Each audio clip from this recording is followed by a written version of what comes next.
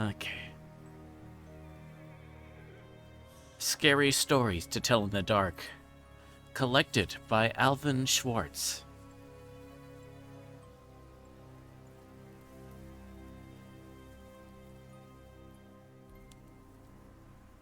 Forward. Strange and scary things.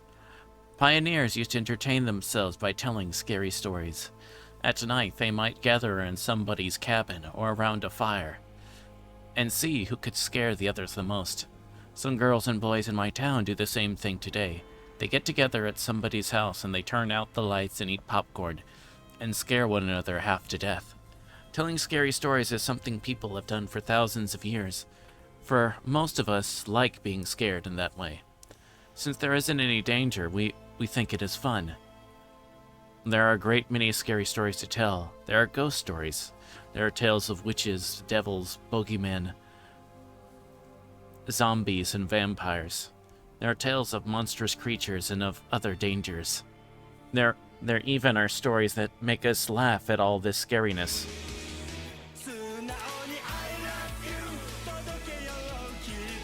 Welcome in, Shooty. Thank you for coming by.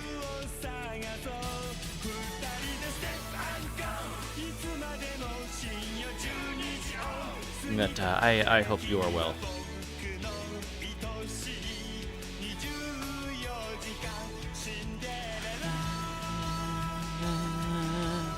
Hey, hey, hey.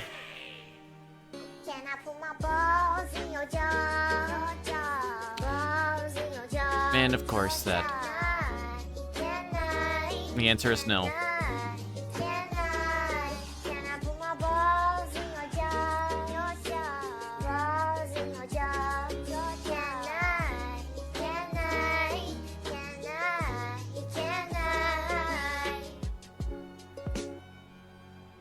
Okay, back to the forward then. Some of these tales are very old, and they are told around the world, and most have the same origins. They are based on things that people saw or heard or experienced or thought they did. Many years ago, a young prince became famous for a scary story he started to tell, but did not finish. His name was Mamilius, and he probably was 9 or 10 years old. William Shakespeare told about him in The Winter's Tale.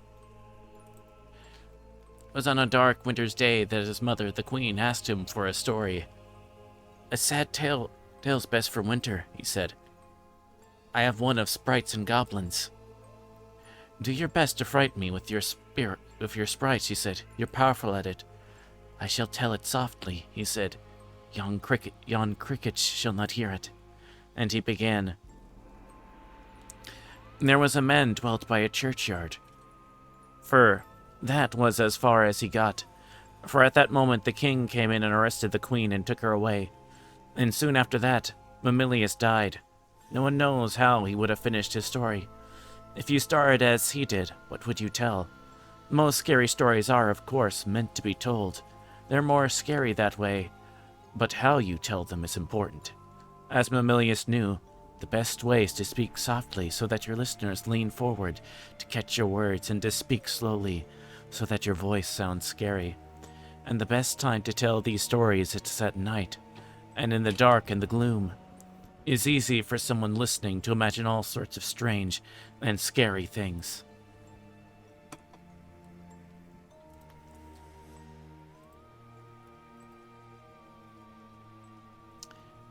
It's the forward by Alvin Schwartz.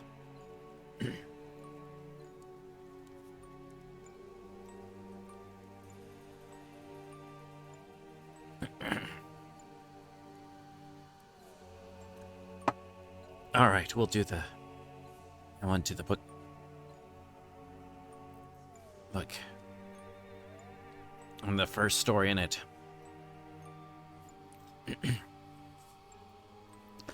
The Big Toe. A boy was digging on the edge of the garden when he saw a big toe. He tried to pick it up, but it was stuck to something. So he gave it a good hard jerk, and it came off in his hand. Then he heard something groan and scamper away. The boy took the toe into the kitchen and showed it to his mother. "It looks nice and plump," she said. "I'll put it in the soup, and we'll have it for supper." That night, his father carved the toe into 3 pieces, and they each had a piece. Then they did the dishes, and when it got dark, they went to bed. The boy fell asleep almost at once, but in the middle of the night, a sound awakened him. It was something out in the street. It was a voice, and it was calling to me. "Where is my toe?" It groaned. But when the boy heard that, he got very scared, but he thought, It doesn't know where I am. It'll never find me." Then he heard the voice once more, only now it was closer. "Where is my toe?" It groaned. The boy pulled the blankets over his head and closed his eyes. "I'll go to sleep," he thought.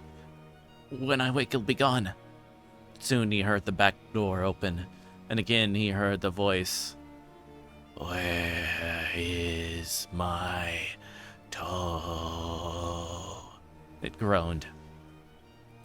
Then the boy heard footsteps move through the kitchen, in the dining room, into the living room, in the front hall. Then slowly they climbed the stairs. Closer and closer they came. Soon they were in the upstairs hall. Now they were outside the door. "Where is my toe?" The voice groaned. His door opened. Shaking with fear, he listened as the footsteps slowly moved through the dark toward his bed. Then they stopped.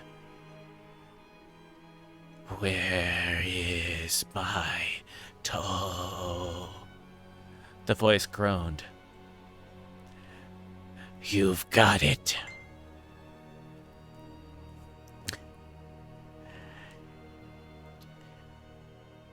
There, that's straight the big toe.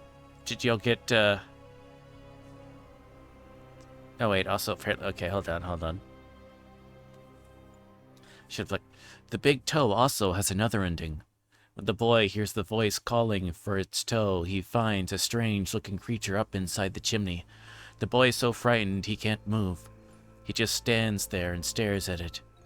Finally asks, "What you got such big eyes for?" And the creature answers, "To look you through and through." "What have you got big claws for?" "To scratch up your grave." What you got such a big mouth for?" "To swallow you whole." What have you got such sharp teeth for?" "To chomp your bones."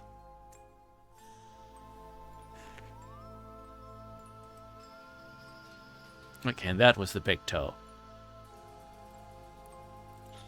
Alright. This one is called The Walk. My uncle was walking down a lonely dirt road one day. He came upon a man who also was walking down that road. The man looked at my uncle, and my uncle looked at the man. The man was scared of my uncle, and my uncle was scared of that man. But they kept on walking, and it began to get dark. The man looked at my uncle, and my uncle looked at the man. The man was very scared of my uncle, and my uncle was very scared of that man. But they kept on walking, and they came to a big woods. It was getting darker, and the man looked at my uncle, and my uncle looked at the man. The man was really scared of my uncle, and my uncle was really scared of that man. But they kept on walking, and deep down into the woods they went. It was getting darker, and the man looked at my uncle, and my uncle looked at the man. The man was terribly scared of my uncle, and my uncle was terribly scared of... Now scream! That's what the book says. Okay, well, it gives introduction. But yeah, that's Supposed to scream in your ear. I don't want to do. That's how that starts.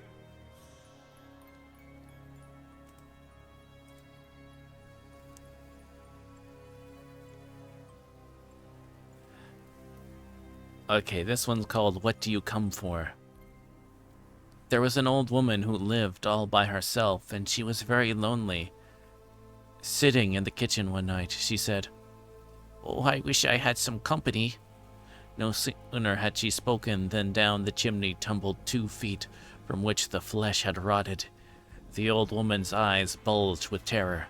Then 2 legs dropped to the hearth and attached themselves to the feet. Then a body tumbled down, then 2 arms and a man's head.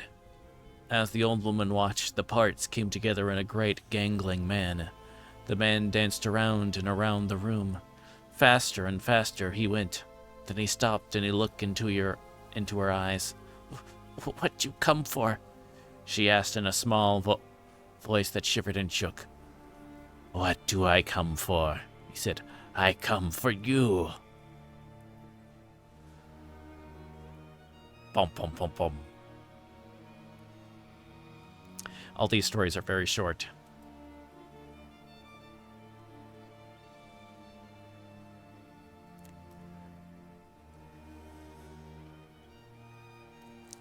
Alright, this one's called Me Tai Do Ti Walker.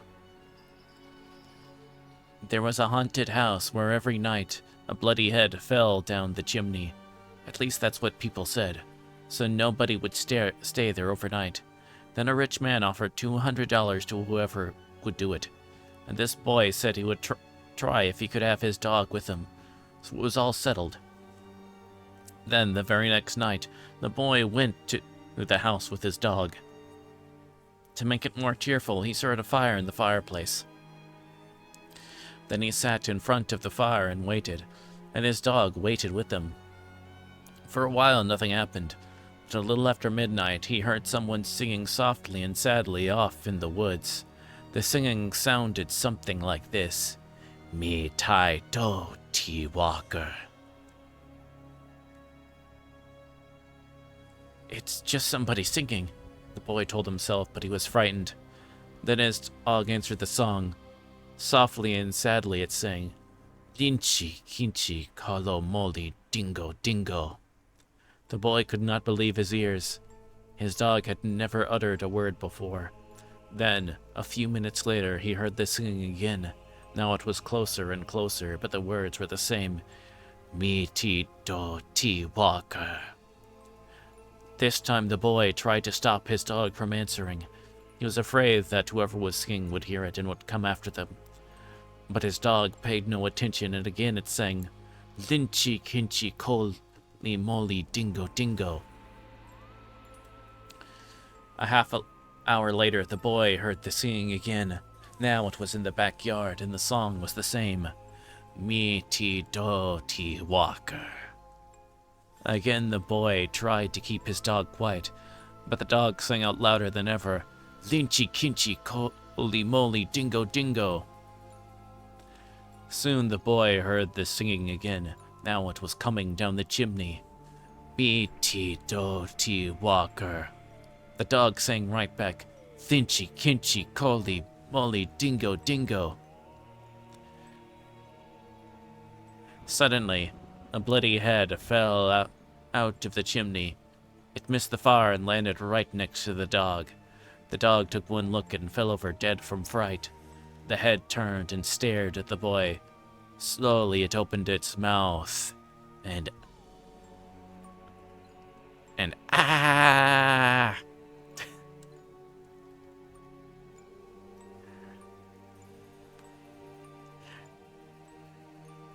And that's the story.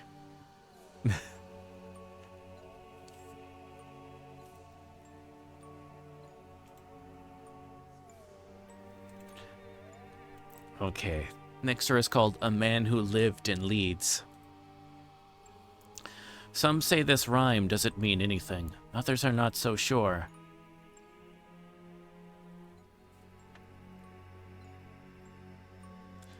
There was a man who lived in Leeds. He filled his garden full of seeds.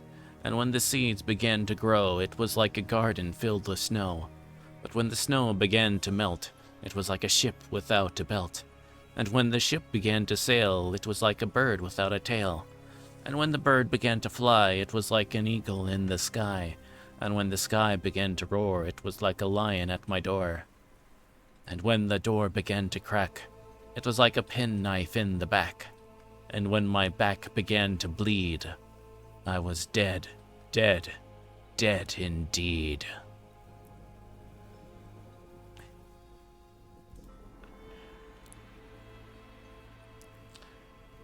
Alright, the next we have is Old Woman, All Skin and Bone. There was an old woman all skin and bone who lived near the graveyard all alone.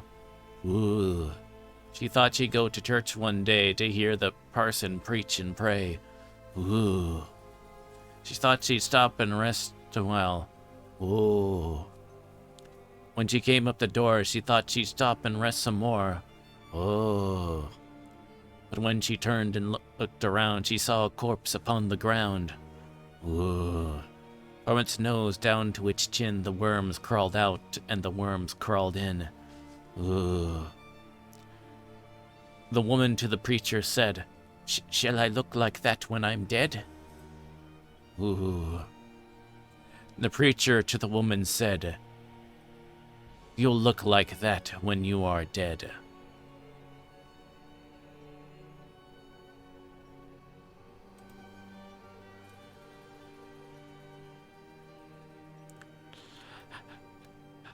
I understood that reference, Shooty.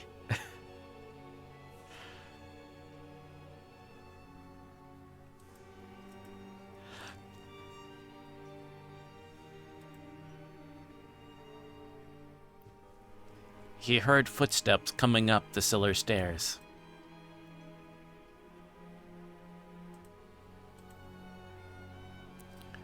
The Thing. Ted Martin and Sam Miller were good friends. They spent a lot of time together. On this particular night, they were sitting on a fence near the post office talking about one thing and another. There was a field of turnips across the road. Suddenly, they saw something crawl out of the field and stand up. It looked like a man, but in the dark, it was hard to tell for sure. Then it was gone. But soon it appeared again. It walked halfway across the road. Then it turned around and went back into the field. Then it came out a third time and started toward them. By now, Ted and Sam were scared and they started running. But when they finally stopped, they decided they were being foolish. So they weren't sure what had scared them. So they decided to go back and get a better look. Pretty soon they saw it, for it was coming to meet them. It was wearing black pants, a white shirt, and black suspenders. Sam said, I'm going to try to touch it. Then we'll know if it's real." He walked up to it and peered into its face. It had bright, penetrating eyes sunk deep in its head. It looked like a skeleton. Ted took one look and screamed, and again he and Sam ran. But this time the skeleton followed them. When they got to Ted's house, they stood in the doorway and watched it. It stayed out in the road for a while, then it disappeared. A year later, Ted got sick and died. Toward the end, Sam sat up with him every night. The night Ted died, Sam said he looked just like the skeleton.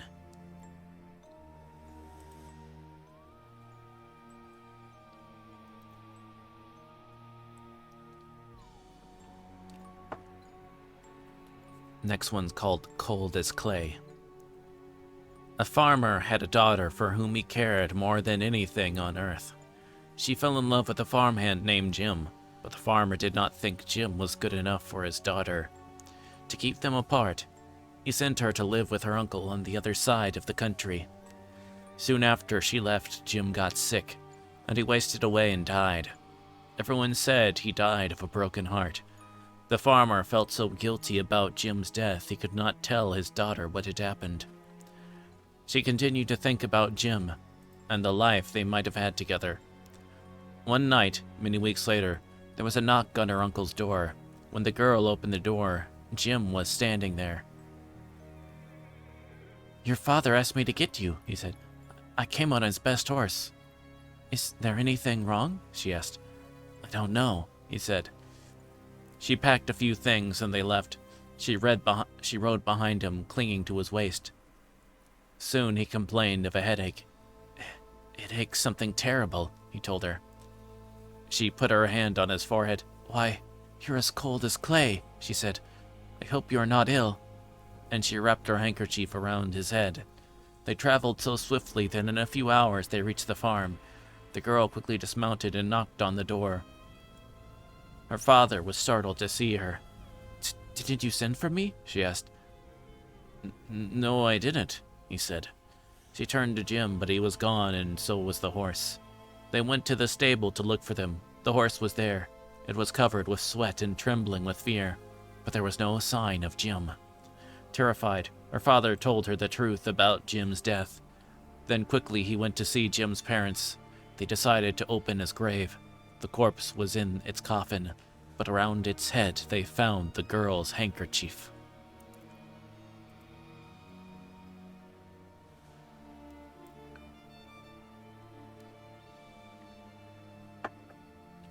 All right, the next story, The White Wolf.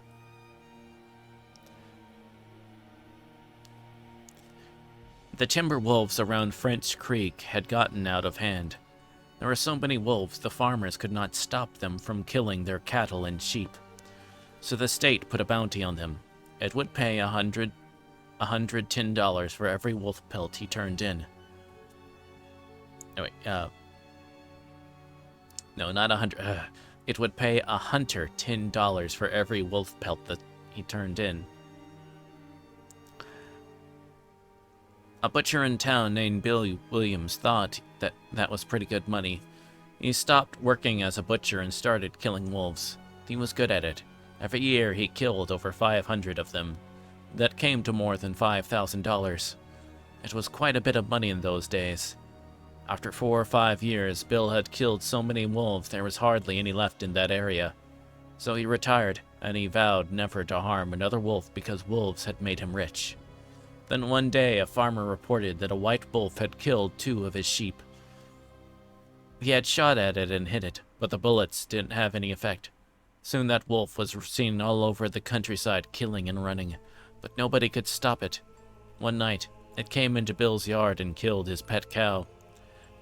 Bill forgot about his decision never to harm another wolf.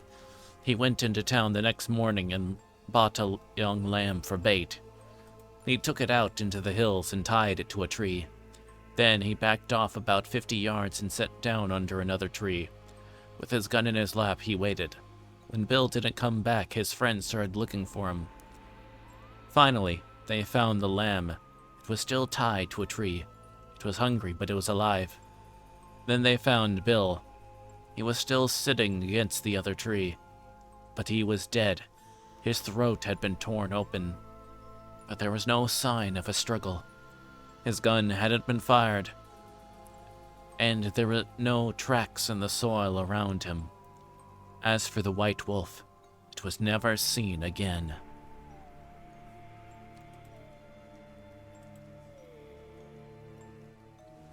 Okay, it's the end of that story. I'm gonna change the background stuff. Sounds going on.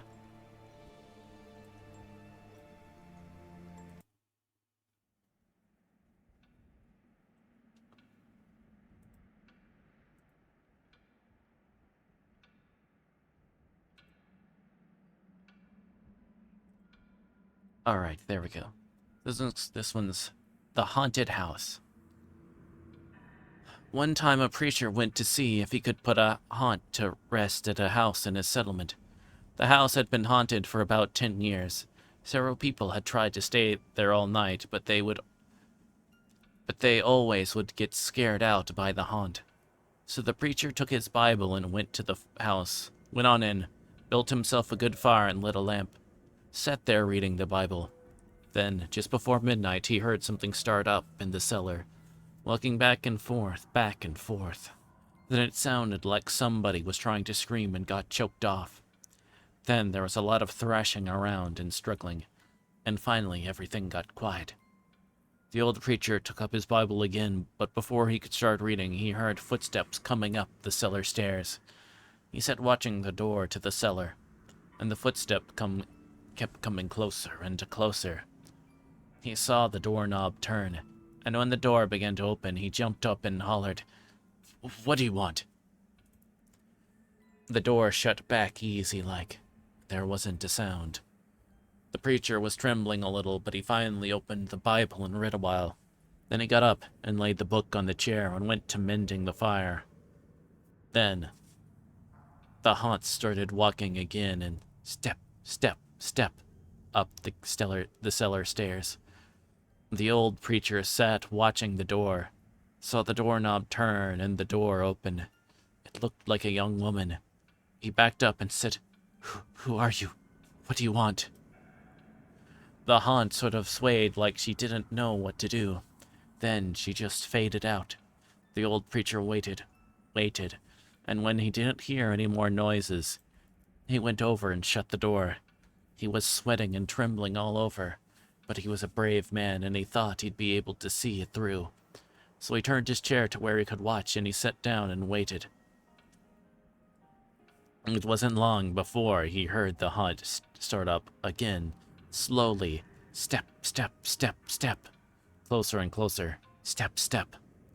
And it was right at the door. The preacher stood up and held his Bible out before him. Then the knob slowly turned and the door opened wide. This time, the preacher spoke quiet-like. He said, "In the name of the Father, Son, and the Holy Ghost, who are you and what do you want?" The haunt came right across the room, straight to him, and took hold of his coat. It was a young woman about 20 years old. Her hair was torn and tangled, and the flesh was dropping off her face, so he could see the bones and part of her teeth. She had no eyeballs, but there was a sort of blue light way back in her eye sockets, and she had no nose to her face. Then she started talking. It sounded like her voice was coming and going with the wind blowing it. She told how her lover had killed her for her money and buried her in the cellar. She said if the preacher would dig up her bones and bury her properly, she could rest. Then she told him to take the end joint of the little finger from her hand and to lay it in the collection plate at the next church meeting, and he'd find out who had murdered her. She said, "If you come back here once more after that, you'll hear my voice at midnight, and I'll tell you where my money is hid, and you can give it to the church." The haunt sobbed like she was tired, and she sunk down toward the floor and was gone. The preacher found her bones and buried them in the graveyard. The next Sunday, the preacher put the finger bone in the collection plate, and when a certain man happened to touch it, it stuck to his hand. The man jumped up and rubbed and scraped and tore at that bone, trying to get it off. Then he went screaming like he was going crazy. Well, he confessed to the murder, and they took him on to jail. After the man was hung, the preacher went back to that house one midnight, and the haunt's voice told him to dig under the heath rock. He did, and found a big sack of money. And where that haunt had held on to his coat, the print of those bony fingers were burned right into the cloth. It never did come out.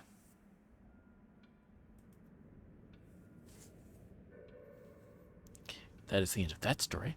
So the next one is called The Guests.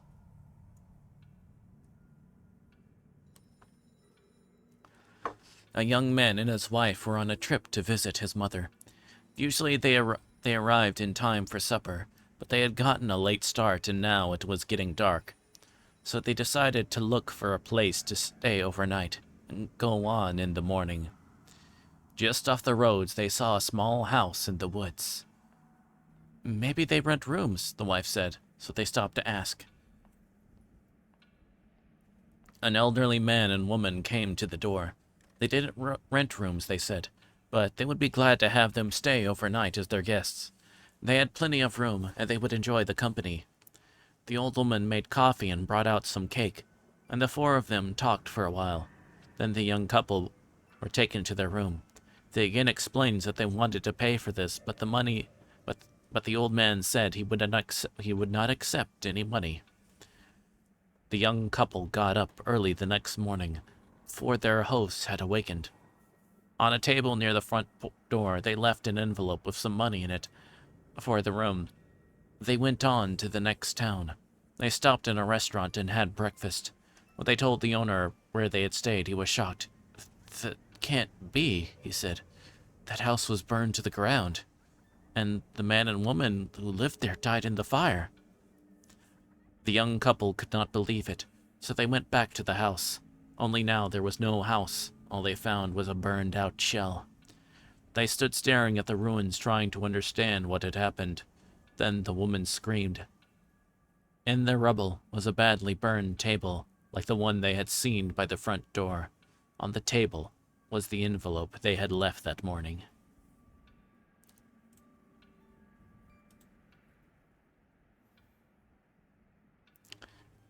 This next one is called They Eat Your Eyes, They Eat Your Nose.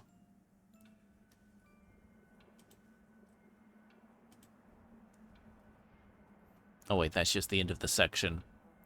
Okay, this one's called The Hearse Song. Don't you ever laugh as the hearse goes by, for you may be the next to die. They wrap you up in a big white sheet, from your head down to your feet. They put you in a big black box and cover you up with dirt and rocks. All goes well for about a week. Then your coffin begins to leak. The worms crawl in, the worms crawl out. The worms play pinochle on your snout. They eat your eyes, they eat your nose. They eat the jelly between your toes. A big green worm with rolling eyes crawls in your stomach and out your eyes. Your stomach turns a slimy green, and pus pours out like whipping cream. You spread it on a slice of bread, and that's what you eat when you are dead.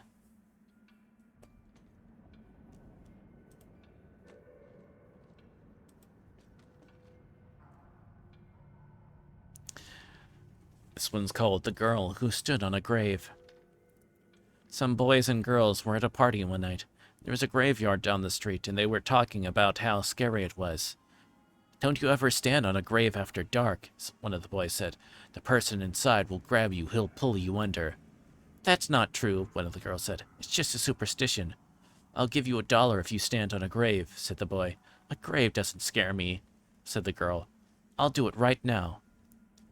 The boy handed her his knife. "Stick this knife in one of the graves," he said. "Then we'll know you were there." The graveyard was filled with shadows, and was as quiet as death. There was nothing to be scared of, the girl told herself, but she was scared anyway. She picked out a grave and stood on it. Then quickly she bent over and plunged the knife into the soil, and she started to leave. But she couldn't get away. Something was holding her back. She tried a second time to leave, but she couldn't move. She was filled with terror. "Something has got me," she screamed, and she fell to the ground. When she didn't come back, the others went to look for her. They found her body sprawled across the grave. Without realizing it, she had plunged the knife through her skirt and had pinned it to the ground. It was only the knife that held her. She had died of fright.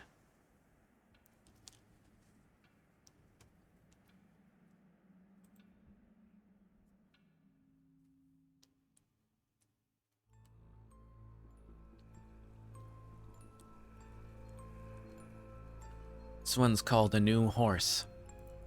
Two farmhands shared a room. One slept at the back of the room. The other slept near the door. After a while, the one who slept near the door began to feel very tired early in the day. His friend asked what was wrong. "An awful thing happens every night," he said. "A witch turns me into a horse and rides me all over the countryside." "I'll sleep in your bed tonight," his friend said. "We'll see what happens to me." About midnight, an old woman who lived nearby came into the room. She mumbled some strange words over the farmhand, and he found he couldn't move. Then she slipped a bridle on him, and he turned into a horse. The next thing he knew, she was riding him across the fields at breakneck speed, beating him to make him go even faster. Soon they came to a house where a party was going on. There was a lot of music and dancing. They were having a big time inside. She hitched him to a fence and went in. While she was gone, the farmhand rubbed against the fence until the bridle came off and he turned back into a human being. Then he went in the house and found the witch. He spoke those strange words over her, and with the bridle he turned her into a horse.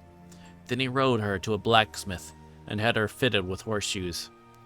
After that, he rode her to the farm where she lived. "I have a pretty good filly here," he told her husband, "but I need a stronger horse. Would you like to trade?" The old man looked her over and he said he would do it. So he picked out another horse and the farmhand rode away. Her husband led his new horse to the barn.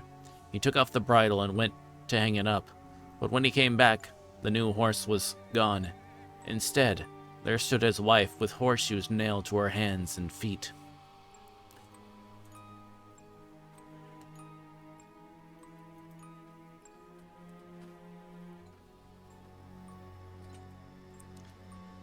This is a story called Alligators. A young woman in town married a man from another part of the country. He was a nice fellow, and they got along pretty well together. There was only one problem. Every night he'd go swimming in the river. Sometimes he would be gone all night long, and she would complain about how lonely she was. This couple had 2 young sons. As soon as the boys could walk, their father began to teach them how to swim, and when they got to be old enough, he took them swimming in the river that night. Often, they would stay there all night long, and the young woman would stay home all by herself. After a while, she began to act in a strange way. At least, that is what the neighbors said. She told them that her husband was turning into an alligator, and that he was trying to turn the boys into alligators. Everybody told her there was nothing wrong with a man taking his sons swimming. That was a natural thing to do, and when it came to alligators, there just weren't any nearby. Everybody knew that.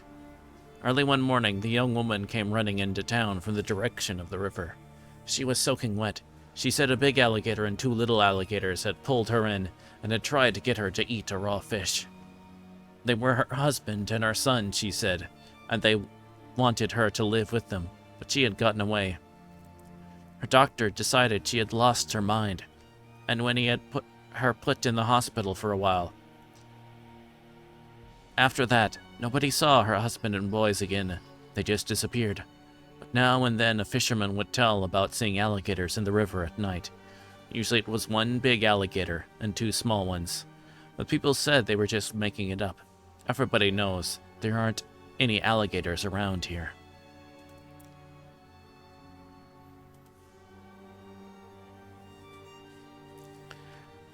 This is a story called Room for One More.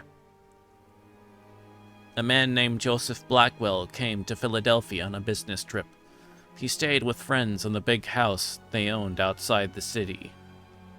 That night, they had a good time visiting, but when Blackwell went to bed, he tossed and turned and couldn't sleep. Sometime during the night, he heard a car turn into the driveway. He went to the window to see who was arriving at such a late hour. In the moonlight, he saw a long black hearse filled with people. The driver of the hearse looked up at him. When Blackwell saw his queer, hideous face, he shuddered. The driver called to him, "There's room for one more." Then he waited for a minute or 2 and he drove off. In the morning, Blackwell told his friends what had happened.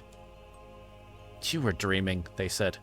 "It must have been," he said, "but it didn't seem like a dream." After breakfast, he went into Philadelphia. He spent the day high above the city in one of the new office buildings there. Late in the afternoon, he was waiting for an elevator to take him back down to the street. But when it arrived, it was very crowded. One of the passengers looked out and called to him. "There's room for one more," he said. It was the driver of the hearse. "No thanks," said Blackwell. "I'll get the next one." The doors closed, and the elevator started down. There was shrieking and screaming, then the sound of a crash. The elevator had fallen to the bottom of the shaft. Everyone aboard was killed.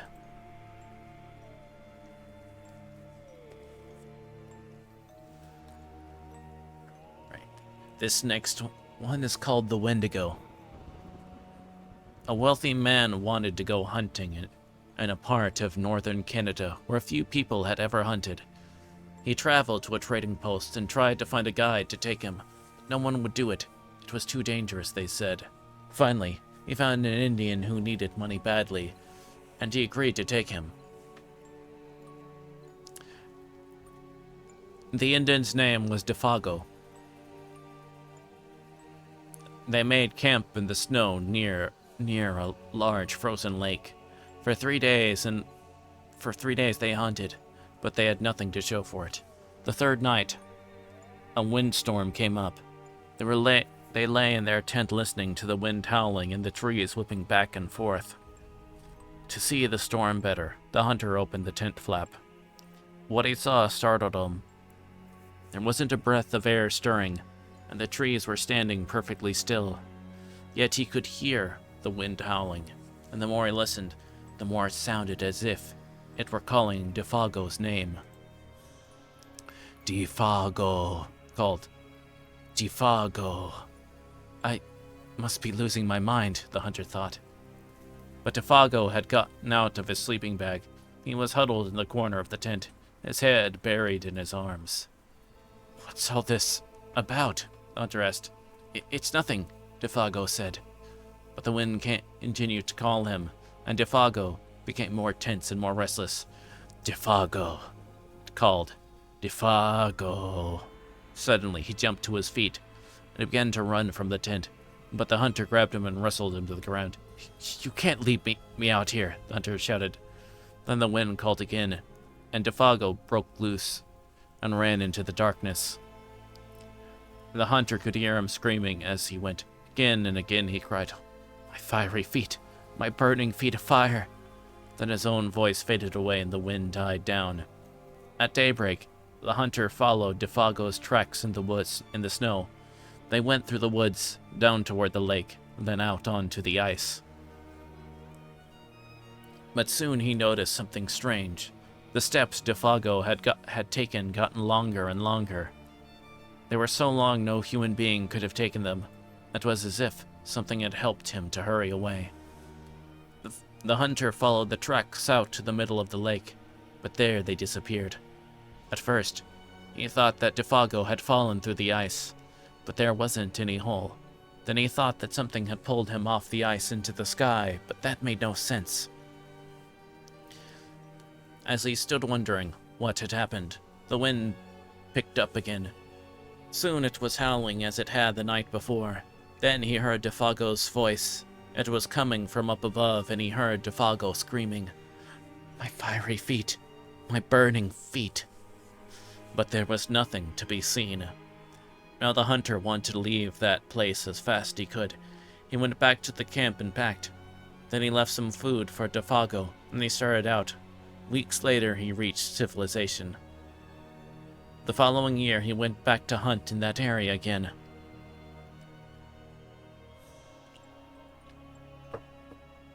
He went to the same trading post to look for a guide.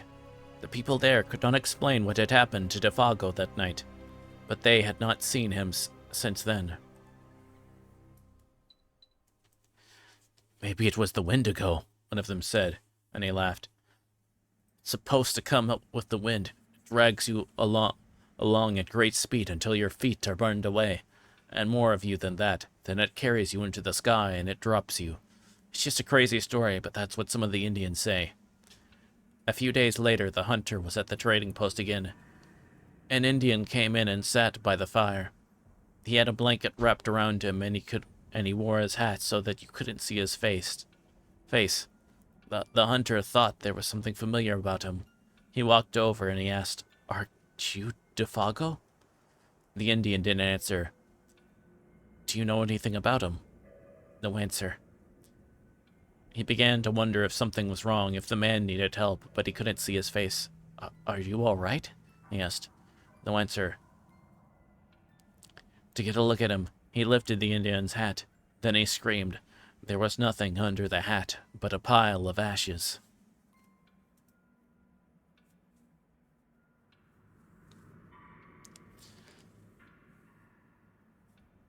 That is the end of that story.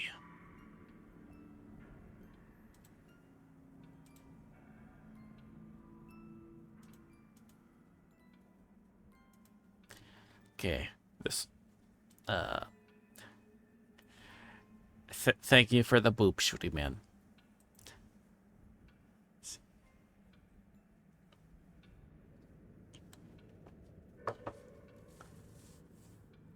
This one's called May I Carry Your Basket? Sam Lewis spent the evening playing chess at his friend's house. It was about midnight when they finished their game, and he started home. Outside it was icy cold and as quiet as the grave. As he came around a turn in the road, he was surprised to see a woman walking ahead of him. She was carrying a basket covered with a white cloth. When he caught up to her, he looked to see who it was. But she was so bundled up against the cold it was hard to see her face. Good evening, Sim said. What brings you out so late? But she didn't answer. Then he said, May I carry your basket? She handed it to him. From under the cloth, a small voice said, That's very nice of you. And that was followed by wild laughter. Sam was so startled that he dropped the basket, and out rolled the woman's head. He looked at the head, and he stared at the woman. It's her head, he cried. And he started to run, and the woman in her head began to chase him. Soon the head caught up to him. It bounded into the air and sunk its teeth into his left leg. Sam screamed with pain and ran faster. But the woman in her head stayed right behind. Soon the head leaped into the air and again bit into his other leg. Then they were gone.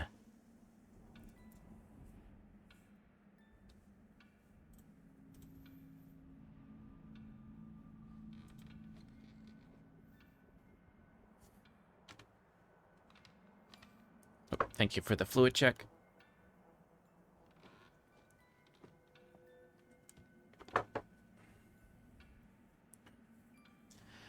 This is a story called The Hook. Donald and Sarah went to the movies.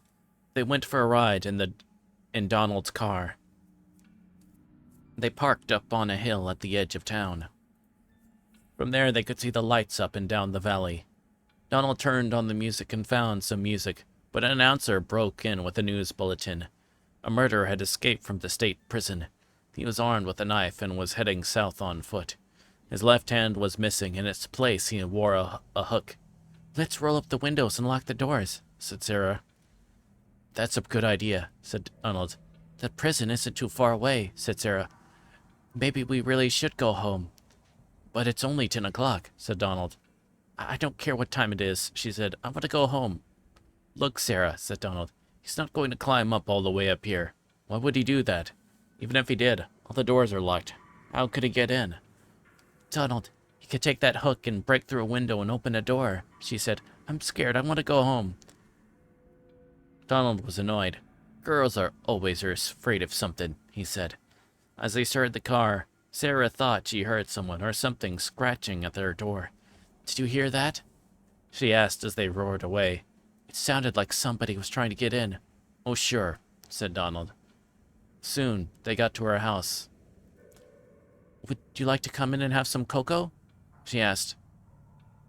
No, he said. I've got to go home. He went around to the other side of the door to let her out. Hanging on the door handle was a hook.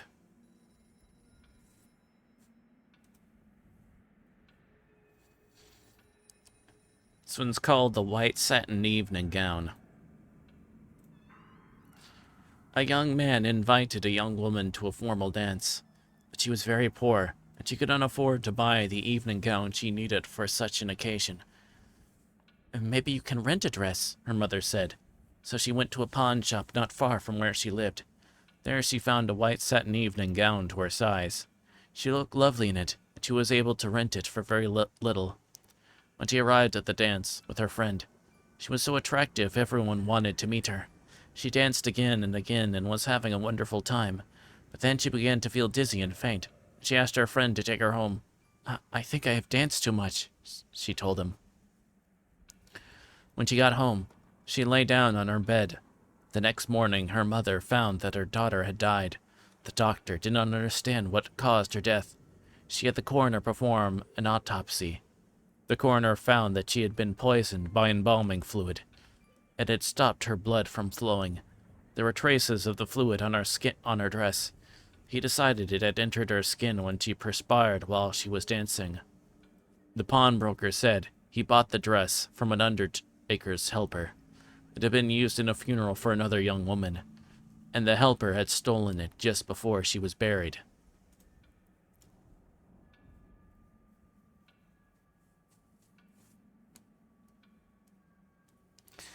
Just a moment before we go on to the next story.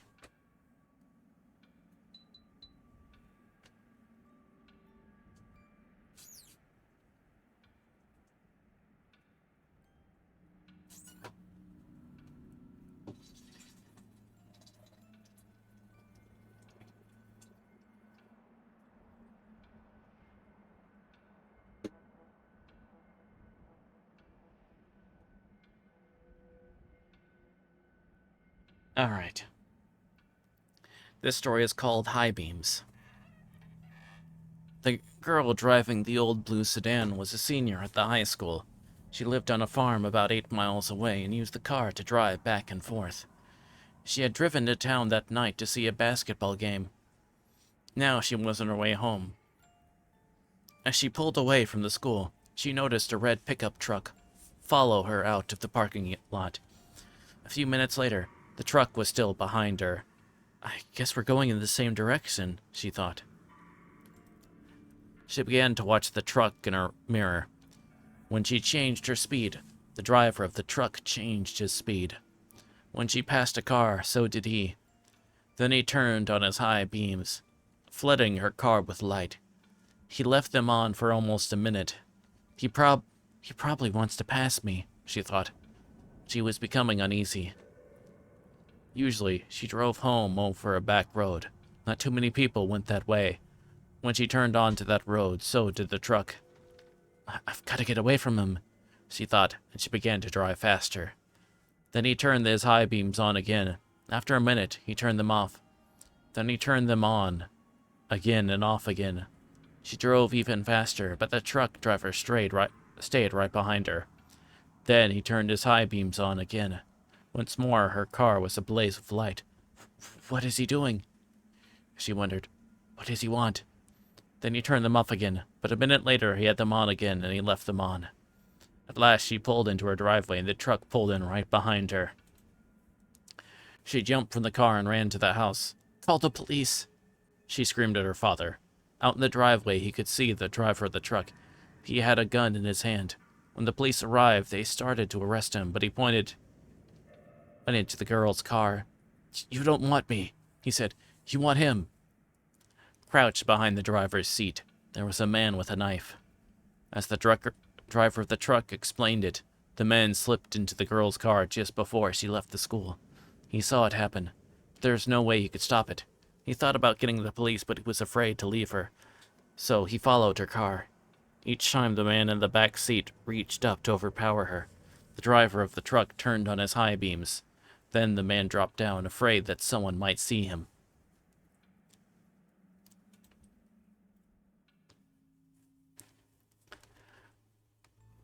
This one's called The Babysitter. It was 9 o'clock in the evening. Everybody was sitting on the couch in front of the TV. There were Richard, Brian, Ginny, and Doreen, the babysitter. The telephone rang. Maybe it's your mother, said Doreen. She picked up the phone. Before she could say a word, a man laughed hysterically and hung up. Who was it? Asked Richard. Some nut, said Doreen. What did I miss? At 9:30, the telephone rang again. Doreen answered it. It was the man who had called before. I'll be there soon, he said, and he laughed and hung up. Who was it? the children asked. Some crazy person, she said.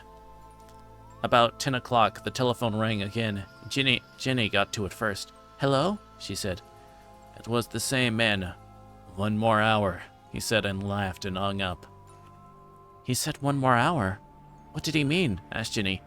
Don't worry, said Doreen. It's somebody fooling around. I'm scared, said Jenny. About 10:30, the telephone rang once more. When Doreen picked it up, the man said, Pretty soon now, and he laughed. Well, why are you doing this? Doreen screamed at that, and he hung up. Was it that guy again? Asked Brian. Yeah, said Doreen. Going to call the operator and complain. The operator told her to call back if it happened again, and she would try to trace the call. At 11 o'clock, the telephone rang again. Doreen answered it. Very soon now, the man said, and he laughed and hung up. Doreen called the operator. Almost at once, she called back. That person is calling from a telephone upstairs, she said. You'd better leave, I'll get the police. Just then a door upstairs opened. A man they had never seen before started down the stairs toward them. As they ran from the house, he was smiling in a very strange way. A few minutes later, the police found him there and arrested him.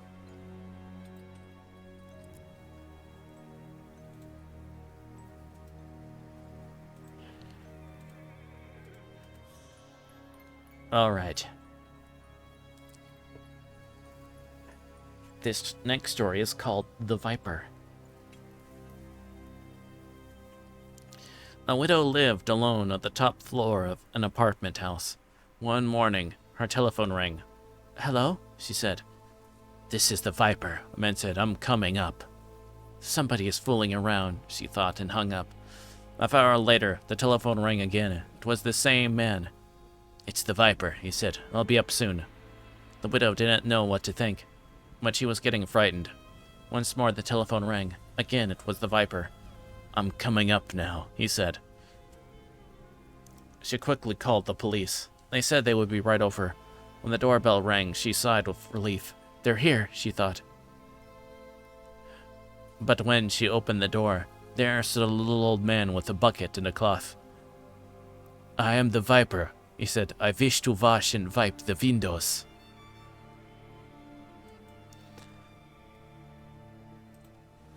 Ba-da-ba-ba-da-ba-ba.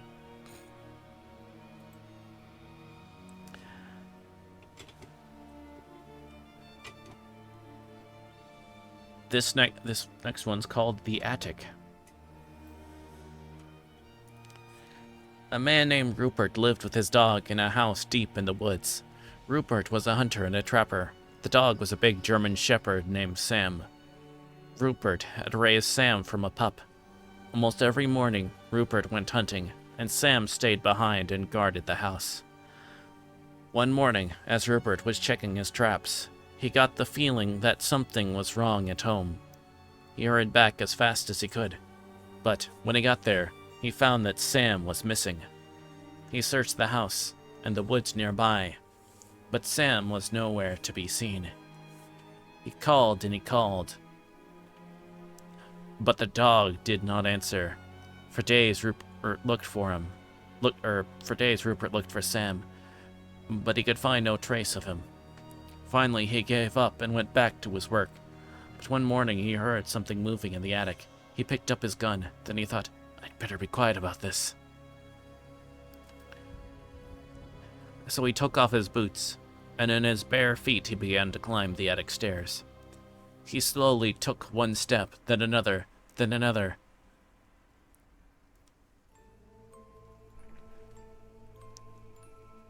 Then another, until at last he reached the attic door. He stood outside listening, but he didn't hear a thing. Then he opened the door and... Ah! Why did Rupert scream? You'd scream too if you stepped on a nail in your bare feet. Ha ha! Oh my god! I Foxglove.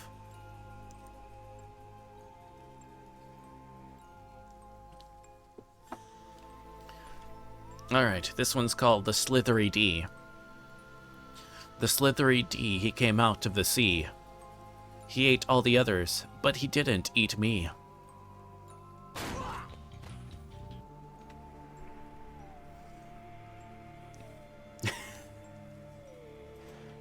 The Slithery D, he came out of the sea. He ate all the others, but he didn't eat...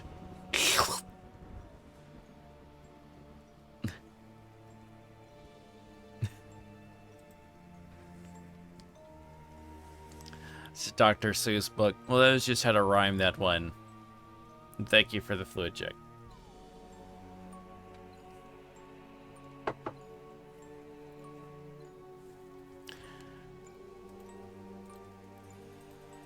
Alright. Aaron Kelly's bones. Aaron Kelly was dead. They bought him a coffin and had a funeral and buried him. That night he got out of his coffin and he came home. His family was sitting around the fire when he walked in. He sat down next to his widow and he said, "What's going on? You all act like somebody died. Who's dead?" His widow said, "You are." "I don't feel dead," he said. "I feel fine." "You don't look fine," his widow said. "You look dead. You'd better get back to the grave where you belong." "I'm not going back to the grave until I feel dead," he said. Since Aaron wouldn't go back, his widow couldn't collect his life insurance. Without that, she couldn't pay for the coffin, and the undertaker said he would take him back. Said he would take it back. Aaron didn't care. He just sat by the fire, rocking in a chair and warming his hands and feet. But his joints were dry and his back was stiff, and every time he moved, he creaked and cracked. One night, the best fiddler in town came to court the widow. Since Aaron was dead, the fiddler wanted to marry her. The two of them sat on one side of the fire, and Aaron sat on the other side, creaking and cracking. "How long do we have to put up with this dead corpse?" Widow said. "Something must be done," the fiddler said. "This isn't very jolly," Aaron said. "Let's dance." The fiddler got out his fiddle and began to play. Aaron stretched himself, shook himself, got up, took a step or two and began to dance. With his old bones rattling, and his yellow teeth snapping, and his bald head wagging, and his arms flip-flopping, around and around he went. With his long legs clicking and his knee bones knocking, he skipped and pranced around the room. How that dead man danced. But pretty soon a bone worked loose and fell to the floor. "Look at that," said the fiddler. "Play faster," said the widow. The fiddler played faster. Crickety-crack. Down and back the dead man went hopping, and his dry bones kept dropping. This way, that way, the pieces just kept popping. "Play, man, play!" cried the widow. The fiddler fiddled, and dead Aaron danced. Then Aaron fell apart, collapsed into a pile of bones, all except his bald head bone, that grinned at the fiddler, cracked its teeth, and kept dancing. "Look at that!" groaned the fiddler. "Play louder," cried the widow. "Ho ho," said the headbone. "Ain't we having fun?" The fiddler couldn't stand it. "Widow," he said, "I'm going back home," and he never came back. The family gathered up Aaron's bones and put them back in the coffin. They mixed them up, so he couldn't fit them together. After that, Aaron stayed in his grave. But his widow never did get married again. Aaron had seen to that.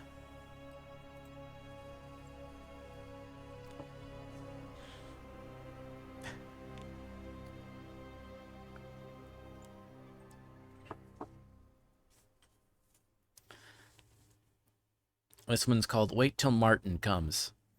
An old man was out for a walk when a storm came up. He looked for a place to take shelter. Soon he came to an old house.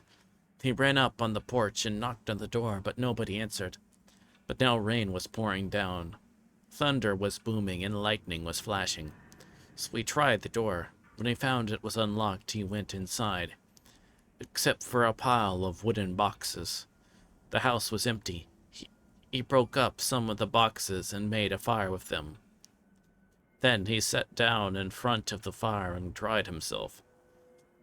It was so warm and cozy that he fell asleep. When he woke up, a black cat When he woke up, a black cat was sitting near the fire. It stared at him for a while. Then it purred. That's a nice cat, he thought, and he dozed off again. When he opened his eyes, there was a second cat in the room, but this one was as big as a wolf. He looked at him very closely and asked, "Shall we do it now?" "No," said the other cat. "Let's wait till Martin comes." "I must be dreaming," thought the old man. He closed his eyes again, then he took another look. But now, there was a third cat in the room, and this one was as big as a tiger. It looked the old man over, and it asked, "Shall we do it now?" "No," said the others. "Let's wait till Martin comes." The old man jumped out the window and started running. "When Martin comes, you tell him I couldn't wait," he called.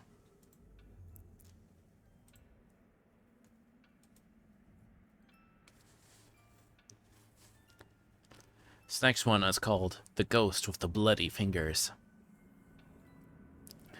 A businessman arrived at a hotel late one night and asked for a room. The room clerk told him the hotel was all filled up. "There's only one empty room," he said, "but we don't rent that one because it's haunted." "I'll take it," said the businessman. "I don't believe in ghosts." The man went up to the room. He unpacked his things and he went to bed. As soon as he did, a ghost came out of the closet. Its fingers were bleeding and it was moaning, "Bloody fingers! Bloody fingers!" When the man saw the ghost, he grabbed his things and ran. The next night, a woman arrived very late. Again, all the rooms were taken except the haunted room. "I'll sleep there," she said. "I'm not afraid of ghosts." As soon as she got into bed, the ghost came out of the closet. Its fingers were still bleeding. It was moaning, "Bloody fingers! Bloody fingers!" And the woman took one look and ran. A week later, another guest arrived very late. He also took the haunted room. After he unpacked, he got out his guitar and he began to play. Soon the ghost appeared. As before, its fingers were bleeding and it was moaning, "Bloody fingers! Bloody fingers!" The man paid no attention. He just kept strumming his guitar, but the ghost kept moaning and its fingers kept bleeding. Finally, the guitar player looked up. "Cool it, man," he said. "Get yourself a Band-Aid."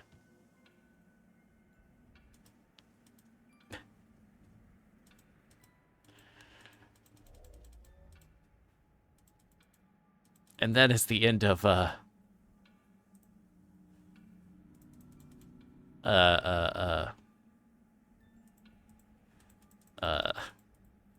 what would be the first volume in that, series of books. But, we got two more, so I don't think I don't think we'll make through it all three, but maybe like 2.5. So this would be a second one. More scary stories to tell in the dark.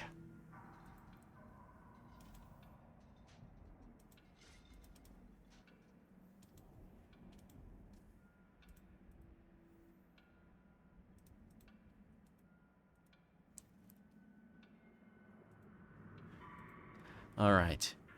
This one's called Something Was Wrong.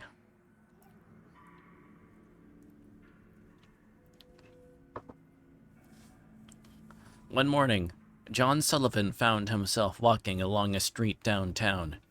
He could not explain what he was doing there, or how he got there, or where he had been earlier. He didn't even know what time it was. He saw a woman walking toward him and stopped her. "I'm afraid I forgot my watch," he said and smiled. "Can you tell me the time?" When she saw him, she screamed and ran. Then John Sullivan noticed that other people were afraid of him. When they saw him coming, they flattened themselves against a building or ran across the street to stay out of his way. "There must be something wrong with me," John Sullivan thought. "I'd better go home." He hailed a taxi, but the driver took one look at him and sped away. John Sullivan did not understand what was going on, and it scared him. "Maybe somebody at home could come and get me."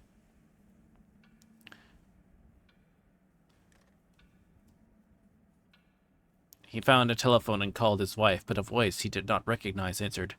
Is Mrs. Sullivan there? He asked. No, she's at a funeral, the voice said. Mr. Sullivan was killed yesterday in an accident downtown.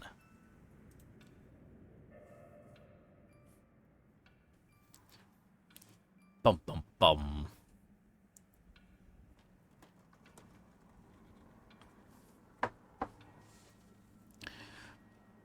This is a story called The Wreck. Fred and John went to the same high school, but they met for the first time at the Christmas dance. Fred had come by himself, and so has Jean. Or wait, would it be like Jean? Anyway, soon Fred decided that Jean was one of the nicest girls he had ever met. They danced together most of the evening. At 11 o'clock, Jean said, I have to leave now. Can you give me a ride? Sure, he said. I gotta go home, too. I accidentally drove my car into a tree on my way here, Jean said. I guess I wasn't paying attention. Fred drove her to the head of Brady Road. It was in a neighborhood he didn't know very well. Why don't you drop me off here? Jean said. The road up ahead is in really bad condition. I can walk from here. Fred stopped the car and held out some tinsel. Have some, he said. I got it at the dance. Thank you, she said. I'll put it in my hair. And she did. Would you like to go out sometime to a movie or something? Fred asked. That would be fun, Jean said.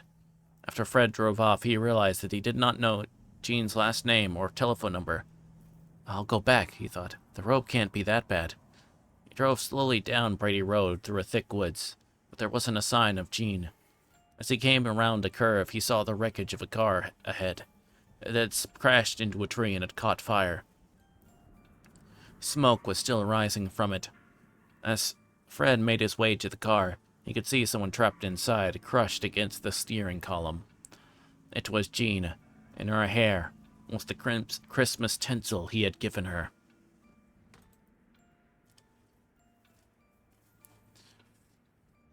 This one's called One Sunday Morning. Ida always went to the 7 o'clock Sunday morning service at her church. Usually she heard the clanging of the church bells while she was eating breakfast, but this morning she heard them while she was still in bed. That means I'm late, she thought. Ida jumped out of bed, quickly dressed, and left without eating or looking at the clock. It was still dark outside, but it usually was dark at this time of year. Ida was the only one on the street. The only sound she heard were the clatter of her shoes on the pavement. Everybody must already be in church, she thought. Ida took a shortcut through the cemetery. Then she quietly slipped into the church and found a seat. The service had already begun. When she got her breath, Ida looked around. The church was filled with people she had never seen before, but the woman next to her did look familiar. Ida smiled at her. It's Josephine Kerr, she thought. But she's dead. She died a month ago. Suddenly Ida felt uneasy. She looked around again. As her eyes began to adjust to the dim light, Ida saw some skeletons in suits and dresses. This is a service for the dead, Ida thought. Everybody here is dead except me. Ida noticed that some of them were staring at her. They looked angry, as if she had no business there. Josephine Kerr leaned toward her and whispered, Leave right after the benediction if you care for your life. When the service came to an end, the minister gave his blessing. The Lord bless you and keep you, he said. The Lord make his face to shine upon you. Ida grabbed her coat and walked quickly toward the door. When she heard footsteps behind her and she glanced back, several of the dead were coming toward her. Others were getting up to join them. The Lord lift up his countenance to you, the minister went on. Ida was so frightened she began to run. At the door she ran with a pack of shrieking ghosts at her heels. Get out, one of them screamed. Another shouted, You don't belong here, and ripped her coat away. As Ida ran through the cemetery, a third grabbed the hat from her head. Don't come back, it screamed and shook its arm at her. By the time Ida reached the street, the sun was rising and the dead had disappeared. Did this really happen? Ida asked herself, or have I been dreaming? That afternoon, one of Ida's friends brought over her coat and hat. or what was left of them. They had been found in the cemetery, torn to shreds.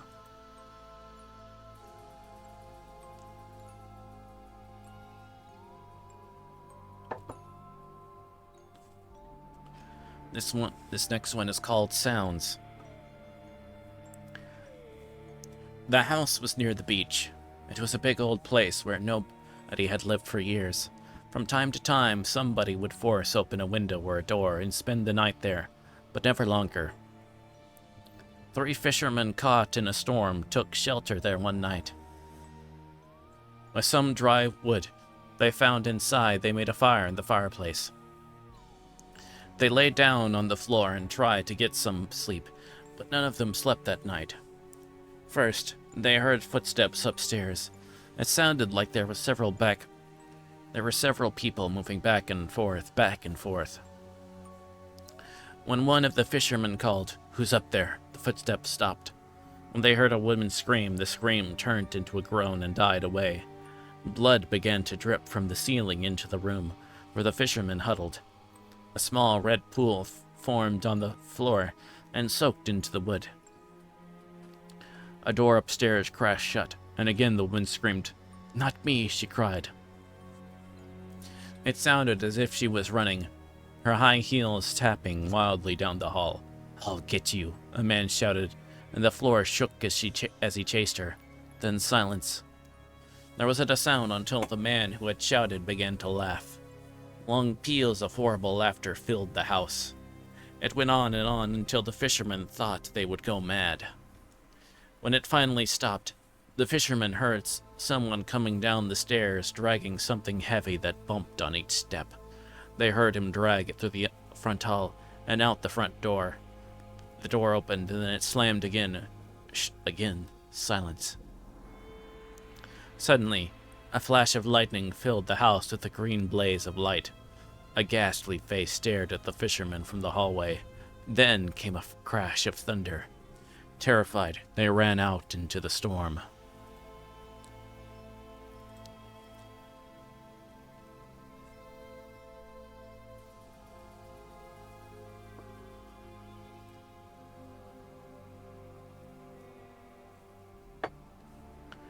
This next story is called A Weird Blue Light. Late one night in October 1864, a Confederate blockade runner slipped by some Union gunboats at the entrance to Galveston Bay in Texas and made it safely to the port with its cargo of food and other necessities. Lewis Billings, the master of the small vessel, was getting ready to weigh anchor when he was startled by a shriek from one of the crew. "A strange old-fashioned schooner with a big black flag was rushing down at us," Billings said later. "She was afire with a sort of weird pale blue light that lighted up every nook and cranny of her. The crew was pulling at the ropes and doing other work, and they paid us no attention, didn't even glance our way. They all had ghastly bleeding wounds, but their faces and eyes were those of dead men." The man who had shrieking had fallen to his knees, his teeth chattering as he gasped out a prayer. Overcoming my own terror that was chilling the very marrow of my bones, I rushed forward, shouting to the others as I ran. Suddenly, the schooner vanished before my eyes. Some say that it was the ghost of Jean Lafayette's pirate ship Pride that sank off Galveston Island in 1821 or 1822. She was seen again in 1892 in the same waters with the same crew.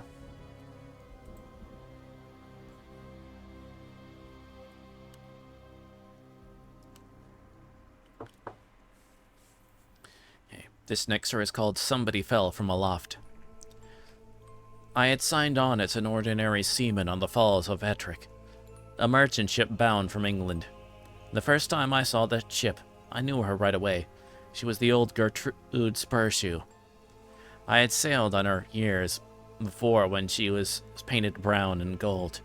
Now she was painted black and had a new name, but it was the same ship for sure. We had a pretty good crew for the voyage, except for one hard-looking ticket named McLaren. He was a pretty good seaman, but there was something about him that I didn't trust. He was kind of secretive, kept mostly to himself. One day, somebody told him that I had worked on the old Gertrude. For some reason, he got all a tremble over that. Then I catched him giving me all of these ugly black looks, as if he was itching to knife me in the back. I guess it had something to do with the Gertrude, but I didn't know what. Well, this one day we was trying to work our way through a dripping black fog. You'd scarcely know we had all the lights on, and it was dead calm.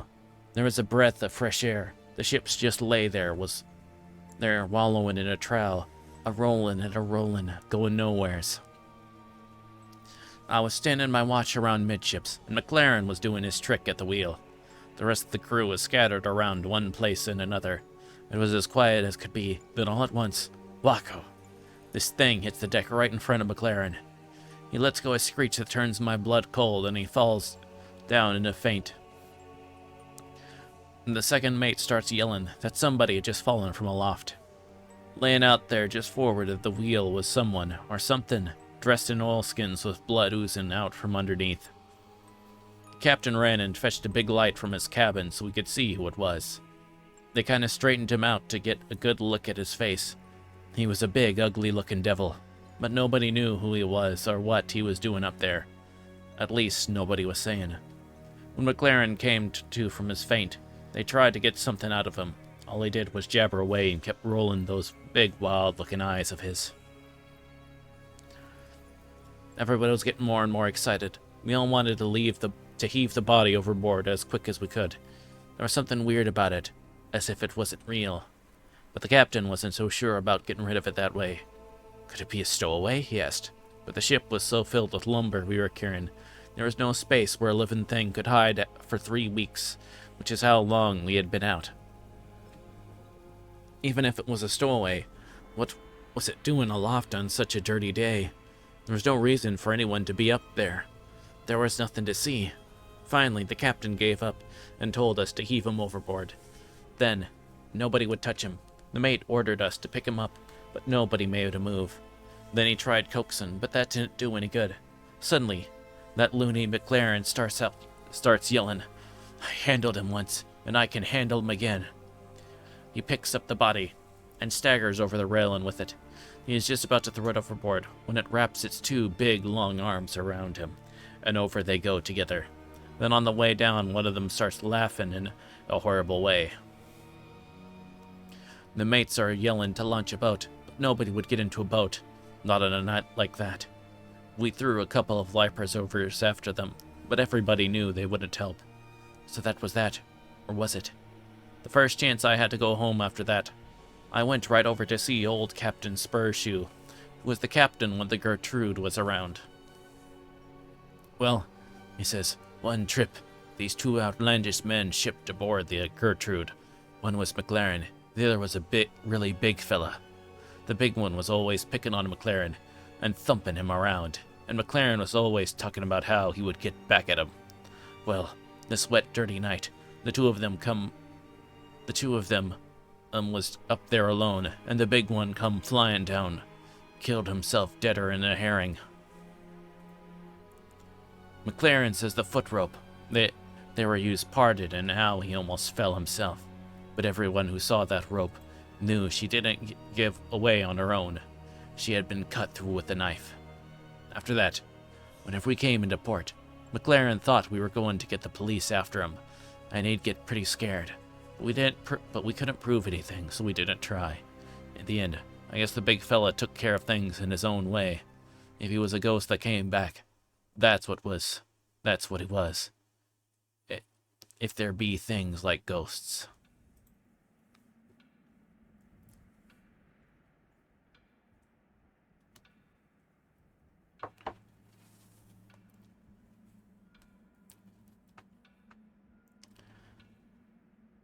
Alright, this next one is called The Little Black Dog. Billy Mansfield said that a little black dog followed him wherever he went, but it was the only one who saw it, so people thought he was kind of crazy. To drive the dog away, Billy was always hollering at it, throwing rocks at it, but the dog always came back. The first time Billy saw that dog was the day he fought Silas Burton. Billy was just a young man then, but the Burtons and Billy's family had been feuding for years. When Billy saw Silas running toward him, he went for his gun and Burton went for his. But Billy fired first. He hit Burton in the back, knocking him from his horse. Burton's horse ran off and his gun fell where he couldn't reach it. He lay there on the ground, pleading with Billy not to kill him, but Billy killed him anyway. Burton's little black dog was with him when he was shot. The dog kept licking Burton's face and barking and snarling at Billy. In his anger, Billy killed the dog too. There wasn't much law enforcement in those days, so Billy wasn't arrested. But all that night he heard Burton's dog outside his cabin, scratching on his door and barking to be let in. "I'm imagining this," Billy said to himself. "I shot that dog. It's dead." But the next morning, Billy saw the dog. It was waiting for him outside. From then on, there was not a day when he didn't see it, and there wasn't a night when he didn't hear it scratching on his door, barking to be let in. From then on, Billy was always finding black dog hairs on the sofa, on the floor, in his bed, even in his food. And the house and yard stank of dog. That's what Billy said. Whenever somebody told him there was any dog to see, he'd say, "Maybe you'd seen it. Maybe you don't see it, but I do. And I'm not any crazier than you are." Things went on like that for many years. Then one morning in the middle of the winter, the neighbors didn't see any smoke coming out of Billy's chimney. When they went over to check, Billy wasn't there. A day or so later, they found his body lying in the snow in a field back of his cabin. Billy had plenty of enemies, and at first it seemed like somebody might have killed him. But there wasn't a mark on his body, and there weren't any footprints out there, except for Billy's. The doctor said Billy probably died of old age, but there was something odd about his death. When the neighbors found Billy, there were black dog hairs on his clothes. There were even a few on his face. It smelled like a dog had been out there, yet no one had seen a dog anywhere.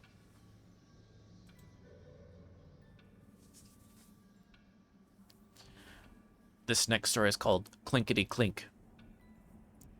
An old lady got sick and died. She had no family and no close friends, so the neighbors got a grave digger to dig a grave for her.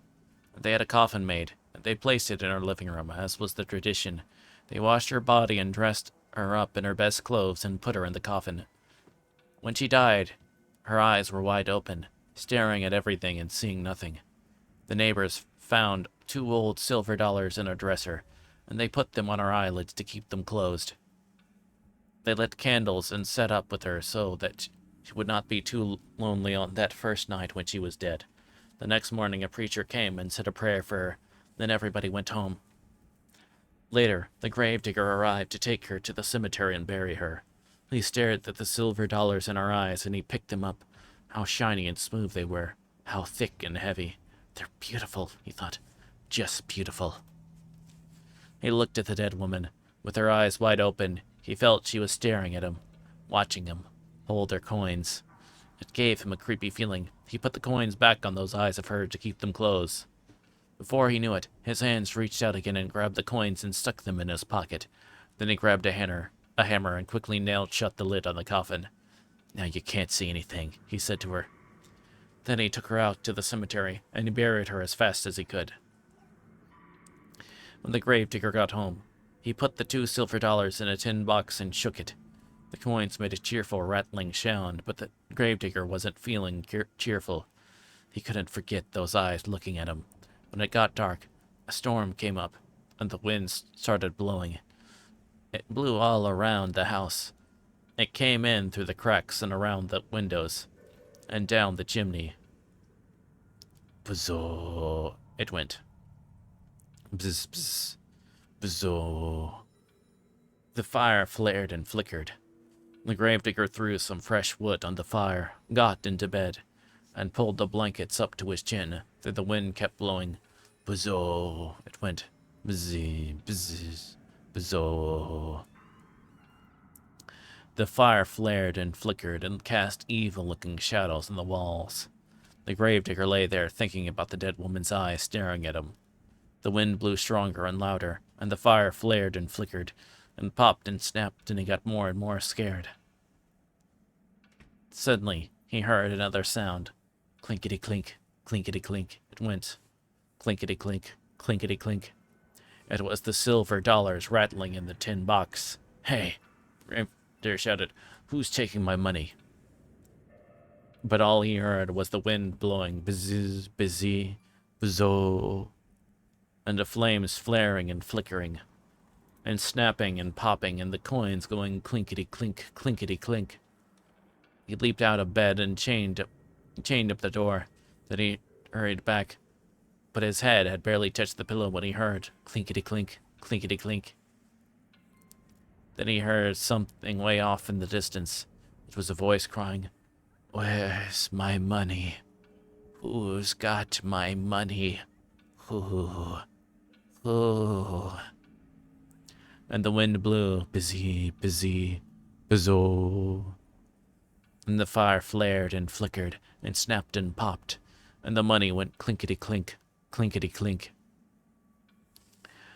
The gravedigger was really scared. He got out of bed again and piled all the furniture against the door. Then he put a heavy iron skillet over the tin box. Then he jumped back into bed and covered his head with his blankets. But the money rattled louder than ever, and way off a voice cried, give me my money. Who's got my money? Who? Who? And the wind blew, and the fire flared and flickered and snapped and popped, and the gravedigger shivered and shook and cried, oh, lordy, lordy. Suddenly, the front door flew open, and in walked the ghost of the dead woman with her eyes wide open, staring at everything and seeing nothing. And the wind blew busy, busy, buzzo, and the money went clinkety-clink, clinkety-clink, and the fire flared and flickered and snapped and popped, and the ghost of the dead woman cried, oh, where's my money? Who's got my money? Who? Who? And the gravedigger moaned, oh, lordy, lordy. The ghost could hear her money going clinkety-clink, clinkety-clink in the tin box, but her dead eyes couldn't see the box, so she reached out with her arms and tried to find it. The wind went busy, busy, buzzo, and the money rattled, clinkety-clink, clinkety-clink, and the fire flared and flickered and snapped and popped, and the gravedigger shivered and shook and moaned, lordy, lordy, and cried, give me my money. Who's got my money? Who? Who?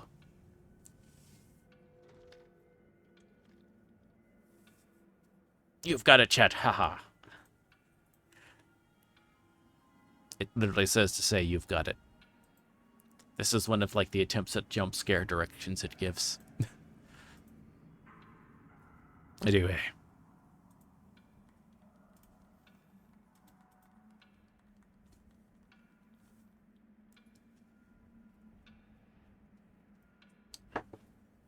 I hope you're enjoying this so far.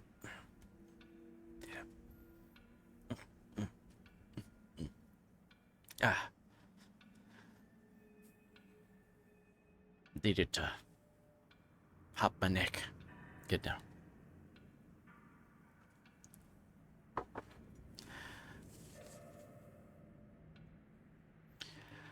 The bride. The minister's daughter had just gotten married.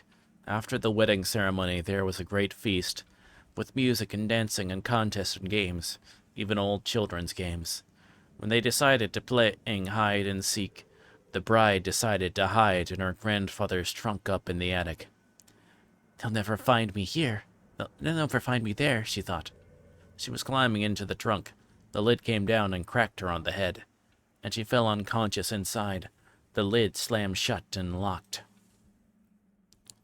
No one will ever know how long she called for help or how hard she struggled to free herself from that tomb. Everyone in the village searched for her, and they looked almost everywhere, but no one thought of looking in the trunk. After a week, her brand new bridegroom and all the others gave her up for lost. Years later, a maid went up into the attic and looking for something she needed. Maybe it was in the trunk, she thought. She opened it and screamed. There lay the missing bride in her wedding dress, but by then she was only a skeleton.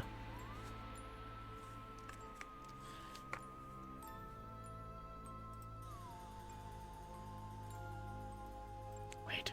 A skeleton? Like this?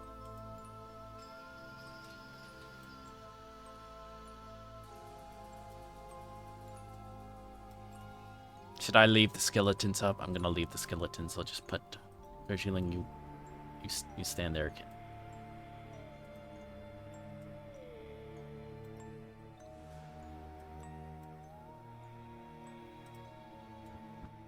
There we go.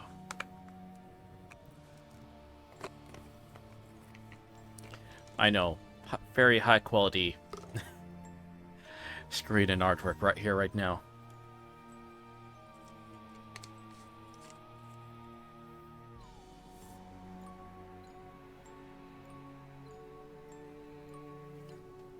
Hold on, finishing chewing. I need to take my gummy vitamins.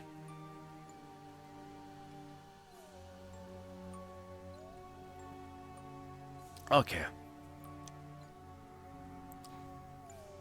I'm good now.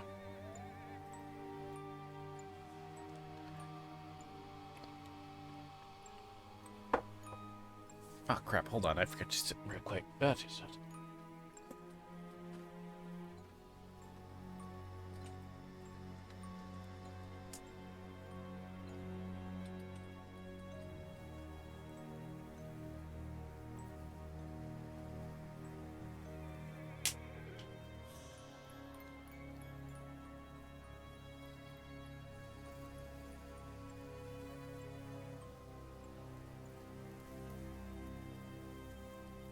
Okay.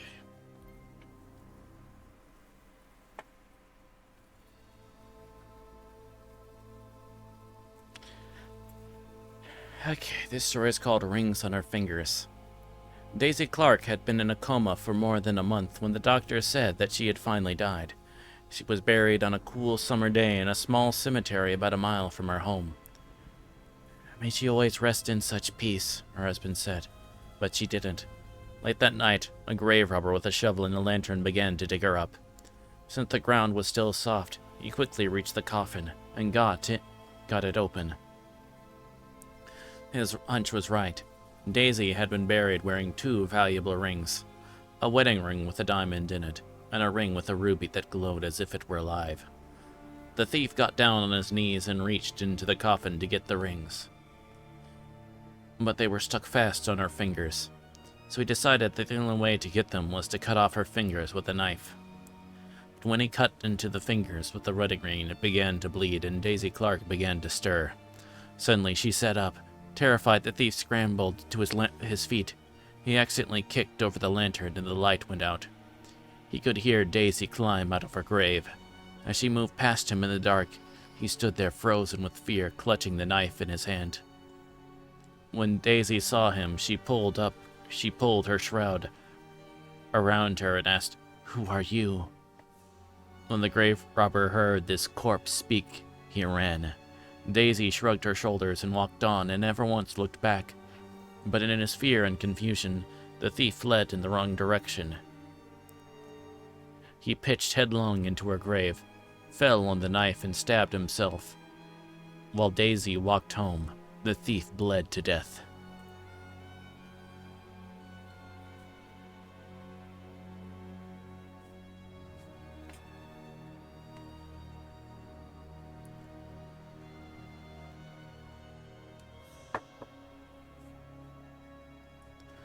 This next one is called The Drum.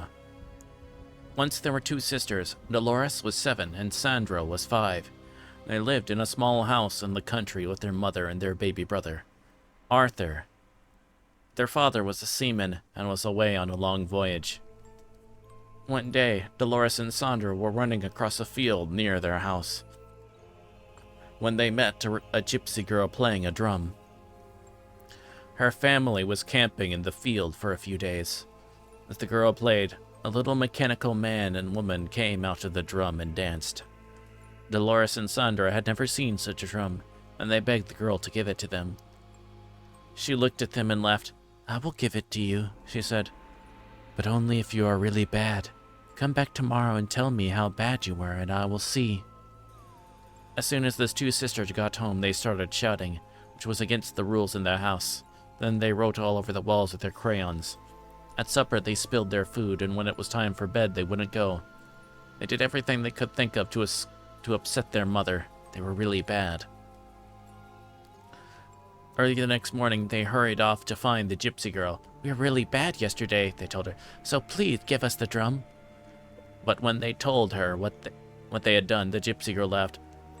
"Oh, you must be much worse than that if I'm to give you the drum," she said. As soon as Dolores and Sandra got home, they pulled up all the flowers in the garden. They let the pigs out and chased it away.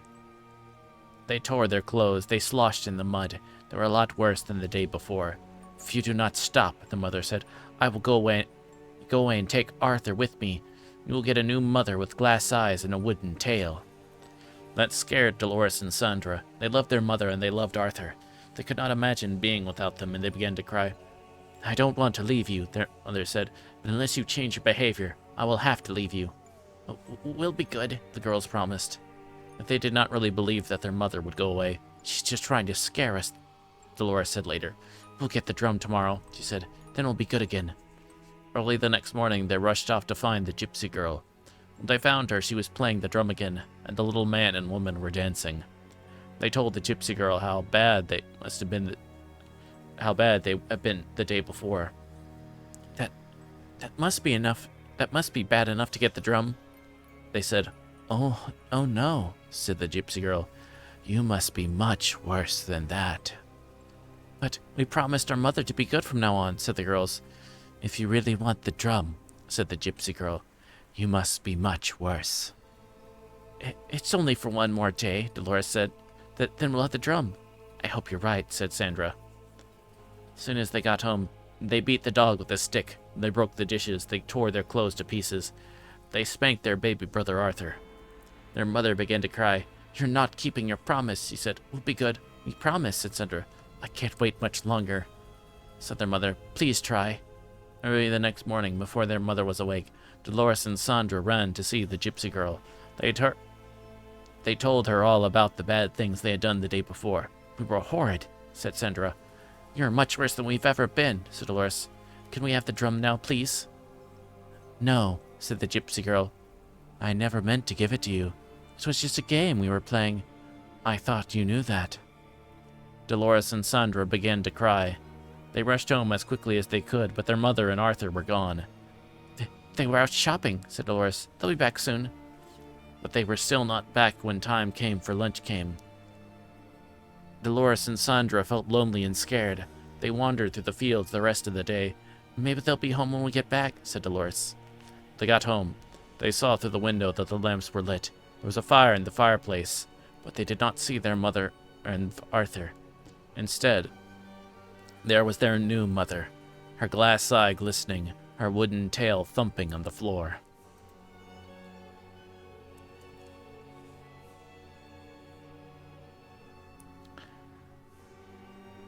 This next story is called The Window.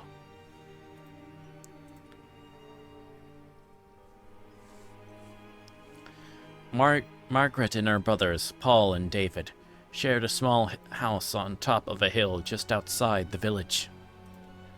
It was so warm one summer's night that Margaret could not sleep. She sat up in bed in the darkness of her room, watching the moon move across the sky. Suddenly, something caught her eye. She saw two small yellow-green lights moving through the woods near the graveyard at the bottom of the hill. They looked like the eyes of some animal, but she could not make out what kind of creature it was. Soon the creature left the woods and moved up the hill toward the house. For a few minutes, Margaret lost sight of it. Then she saw it coming across the lawn toward her window. It didn't look something like a man. It looked something like a man, and yet it didn't. Margaret was terrified. She wanted to run from her room, but the door was next to her window. She was afraid the creature would see her and break in before she could escape. When the creature turned and moved in another direction, Margaret rushed to the door, but before she could open the door, it was back. Margaret found herself staring through the window at a shrunken face like that of a mummy. Its yellow-green eyes gleamed like a cat's eyes. She wanted to scream, but she was so frightened that she could not make a sound. The creature broke the window glass, unlocked the window, and crawled inside. Margaret tried to flee, but the creature caught her. It twisted its long, bony fingers into her hair, pulled back her head, and sank its teeth into her throat. Margaret screamed and fainted. When her brothers heard her piercing scream, they rushed to her room, but by the time they got the door unlocked, the creature had fled. Margaret lay on the floor bleeding and unconscious, while Paul tried to stop the bleeding. David chased the creature down the hill toward the graveyard, but soon he lost sight of it. The police thought it was the work of an escaped lunatic who believed he was a vampire. When Margaret recovered, her brothers wanted to move to a safer place where it would be harder to break in, but Margaret refused. The creature would never come back, she was sure of that. But just in case, Paul and David began to keep loaded pistols in their rooms.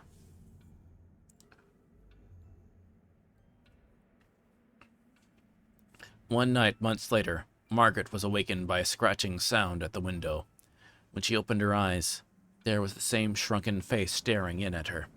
That night, her brothers heard her cries in time. They chased the creature down the hill, and David shot it in the leg, but the creature managed to scramble over the graveyard wall and disappeared near an old burial vault.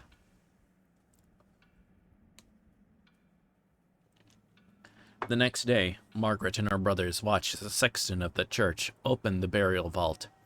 Inside was a horrifying scene. Broken coffins, bones, and rotting flesh were scattered all over the floor. Only one coffin had not been disturbed. When the sexton opened it, there lay the creature with the shrunken face that had attacked Margaret. The telltale bullet was in its leg. They did the only thing they knew of to rid themselves of a vampire. The sexton built a roaring blaze outside the vault, and fed the shrunken body to the flames. They watched the body burn until nothing remained but ashes.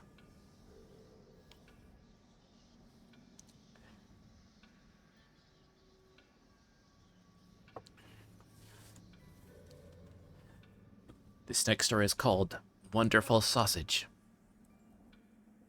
One dark, rainy Saturday afternoon, a fat and jolly butcher named Samuel Blunt had an argument over money with his wife, Elise. Blunt lost his temper and killed Elise. When he ground her up into sausage meat and buried her bones under a big flat rock in the backyard. To keep the murder a secret, he told everyone that she had moved away. Blunt mixed his new sausage meat with pork, then seasoned it with salt and pepper, added some sage and thyme and a bit of garlic. To give it a special flavor, he smoked it in his smokehouse for a while. He called it Blunt's Special Sausage. There was such a demand for his new sausage that Blunt bought the best hogs he could find and started raising his own pork. He also kept a sharp lookout for humans who might make a tasty sausage meat.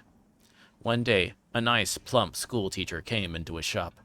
Blunt grabbed her and ground her up. Another time, Blunt's dentist came by. He was a little round man, and into the grinder he went. Then one by one, the children of the neighborhood began to disappear, and so did their kittens and puppies. But no one ever dreamed that Blunt the butcher had anything to do with it. Things went on that way for years. Then one day, Blunt made a big mistake. A fat boy came into the butcher shop. Blunt grabbed him and started to drag him off to the sausage grinder. But the boy broke loose and ran out of the shop, and Blunt chased him after waving a big butcher knife. When people saw this, they realized at once what had become of all the missing children and grown-ups and kittens and puppies. An angry crowd gathered at the butcher shop. No one knows for sure just what happened to Blunt that day.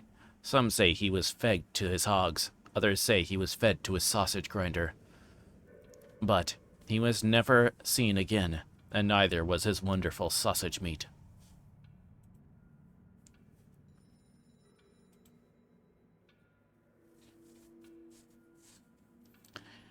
This next one's called The Cat's Paw.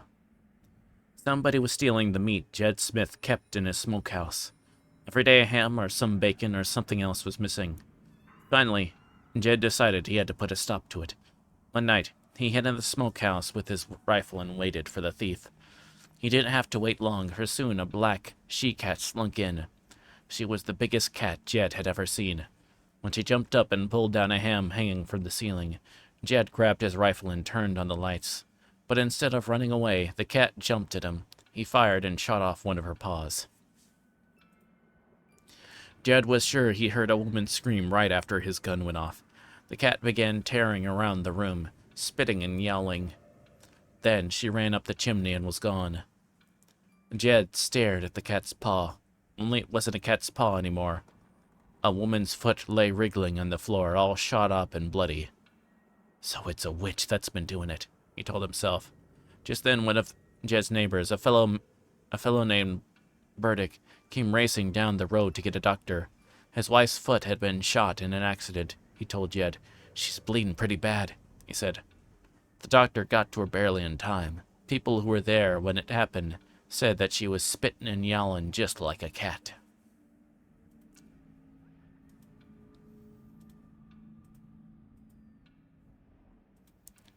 This next story is called The Voice. Ellen had just fallen asleep when she heard a strange voice. "Ellen," it whispered, "I'm coming up the stairs. I'm on the first step. Now I'm on the second step." Ellen got scared and called her parents, but they didn't hear her, and they didn't come. Then the voice whispered, "Ellen, I'm on the top step. Now I'm in the hall. Now I'm outside your room." Then it whispered, I'm standing right next to your bed. And then, "I've got you."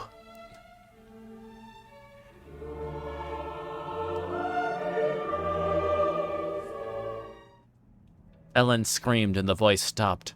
Her father rushed into the room and turned on the light. "Somebody's in here," Ellen said. They looked and looked. Nobody was there.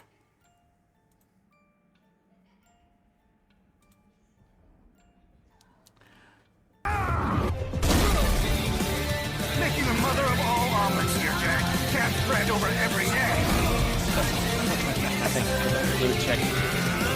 Why won't you die? You can't hurt me, Jack.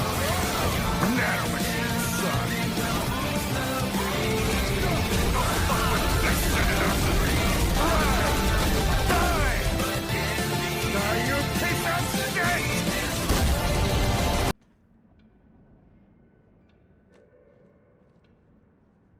To be fair, the storybook series here is it is aimed primarily at a younger audience, so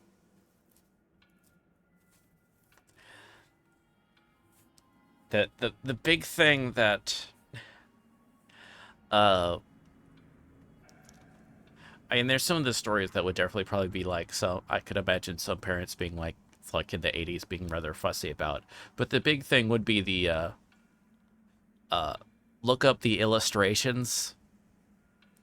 Like, they're just genuinely they are just creepy illustrations for, you know, you would not think this does not look like illustrations that would be in a children's book at all. Not for decorator. Let's see. 3rd grade, early 2000s, me having nightmare about those damn illustrations. Yeah, they are very scary. So I can imagine a number of parents be like, "The story is fine, but seriously, these illustrations, what the hell?"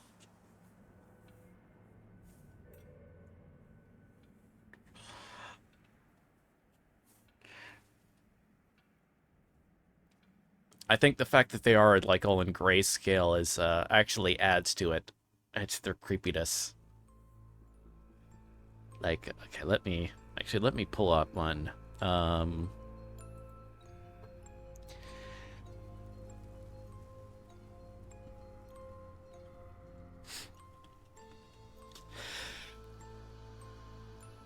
Oh, good grief! I scared 2 times. Not scared, sneezed.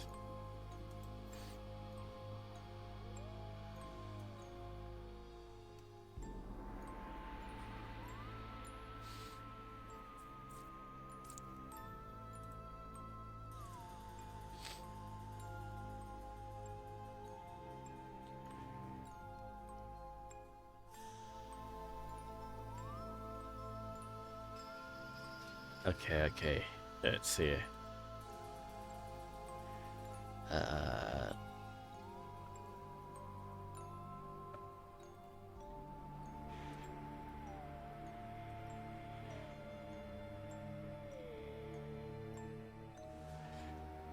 And these are not the two I'm picking are not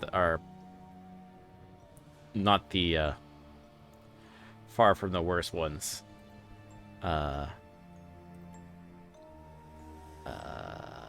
Where's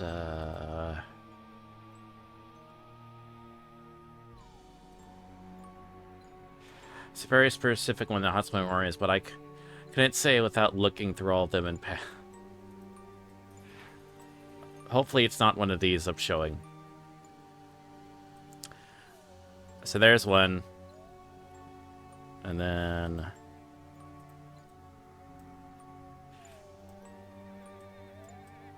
there's another.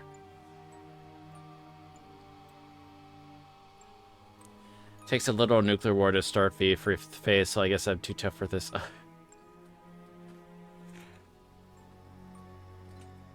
It's neither.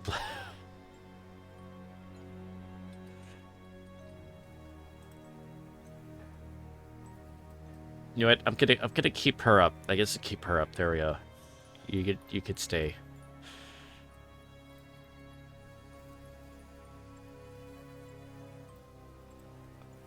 You can go though.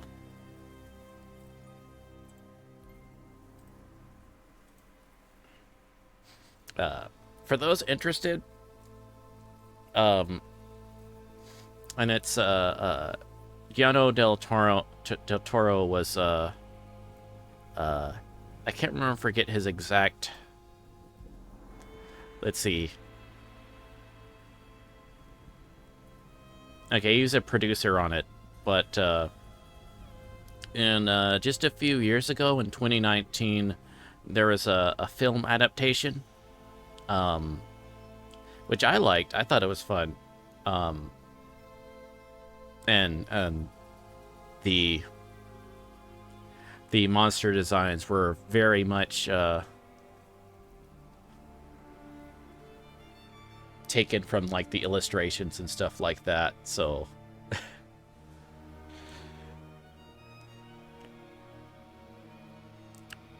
done with all the attention and stuff that brought to life in a way that obviously is very much yep, that's a Guillermo del Toro production.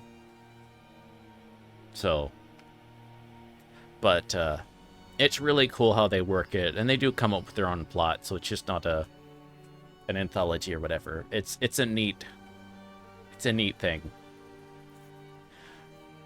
Would recommend it as a film. I've watched it a couple times, so.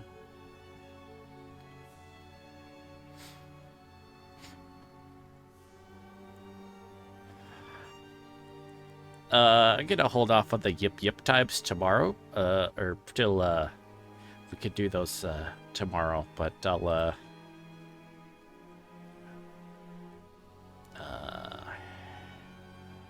just because when I'm doing readings, it gets so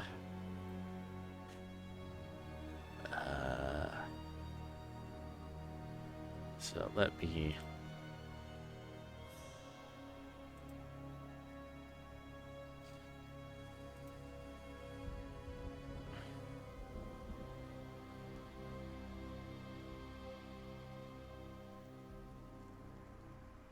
Spooky, scary skeletons. Okay, it's short. I could do the... Okay, hold on. I can do that.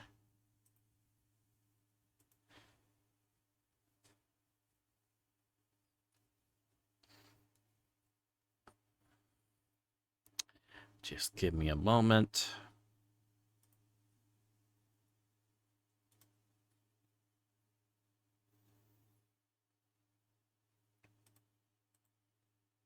Okay, I have to remember to switch this back, not that. There we go.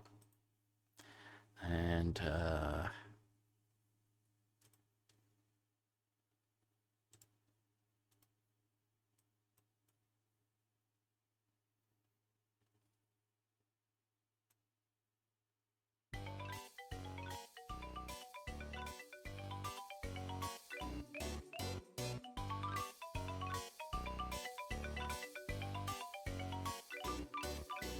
Spooky, scary skeletons send shivers down your spine.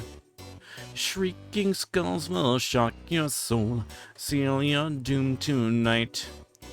Spooky, scary skeletons speak with such a screech. You'll shake and shudder in surprise. You hear the zombie shriek. We're so sorry, skeletons, you're so misunderstood. You only want to socialize, but I don't think we should. 'Cause spooky, scary skeletons shout startling, shrilly screams. They'll sneak from their sarcophagus and just won't let you leave.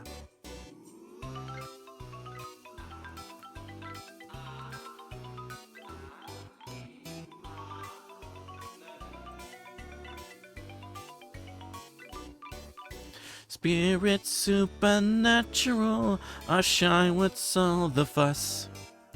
But bag of bones seems so unsafe, it's semi-serious. Spooky, scary skeletons are silly all the same. They'll smile and scrabble slowly by and drive you so insane.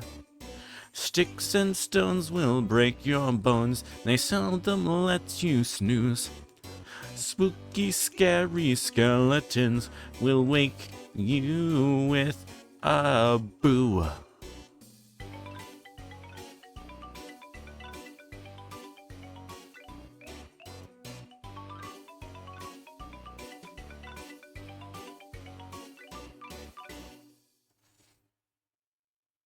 All right, there we go.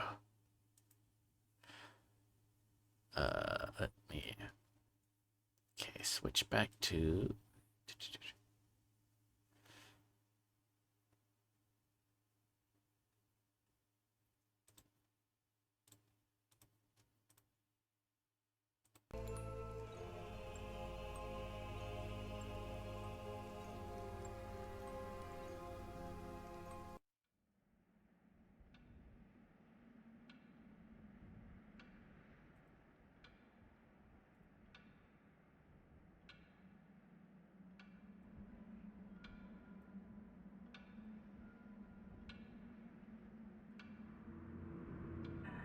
Okay, that's good. All right.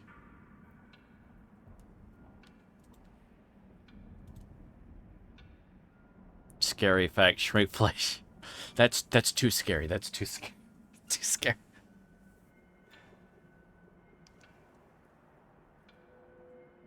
There's only 9 kobolds live.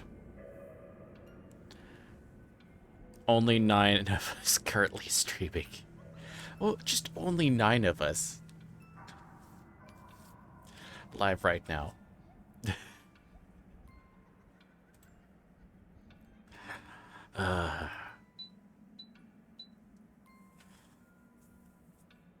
Okay, hold on one second.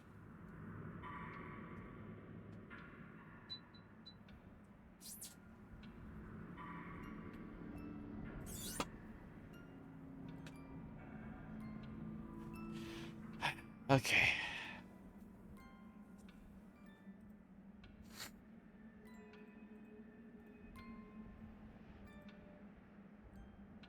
Okay, this next one's called Oh Susanna.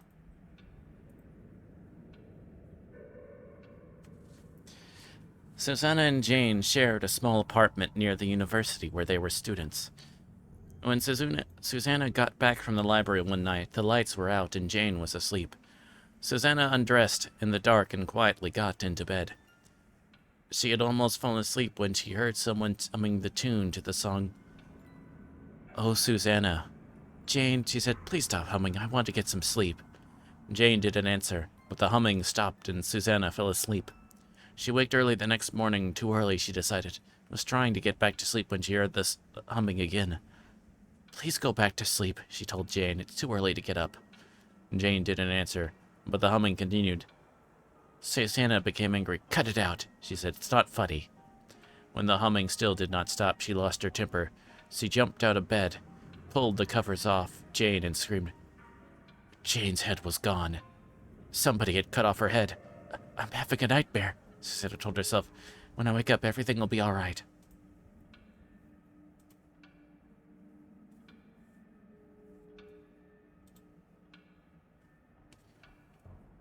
That's where the story ends.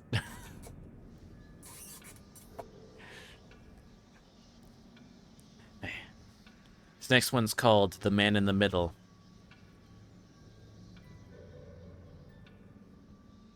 Clowns to the left of me, jokers to the right. Here I am, stuck in the middle with you. Okay. It was almost midnight. Sally Truitt had just gotten on the subway train at 50th Street after visiting her mother. Don't worry, Sally told her. The subway is safe. There's always a policeman on duty. But that night she didn't see one. Except for her, the subway car was empty. 42nd Street, 3 tough-looking men got on. 2 of them were holding up the third, who looked drunk. His head rolled from side to side, and his legs refused to work. When they got him seated between them, his head came to rest on one of his shoulders. Sally thought he was staring at her. She buried her head in a book and tried not to notice. At 28th Street, one of the men stood up. Take it easy, Jim, he said to the man in the middle, and he got off. At 23rd Street, Jim's other friend stood up. You'll be fine, he said, and he got off. Now the only ones left in the car were Jim and Sally. Just then the train went around a sharp curve, and Jim pitched onto the floor at Sally's feet. When she looked down at him, she saw a trickle of blood on the side of his head, and just above it, a bullet hole.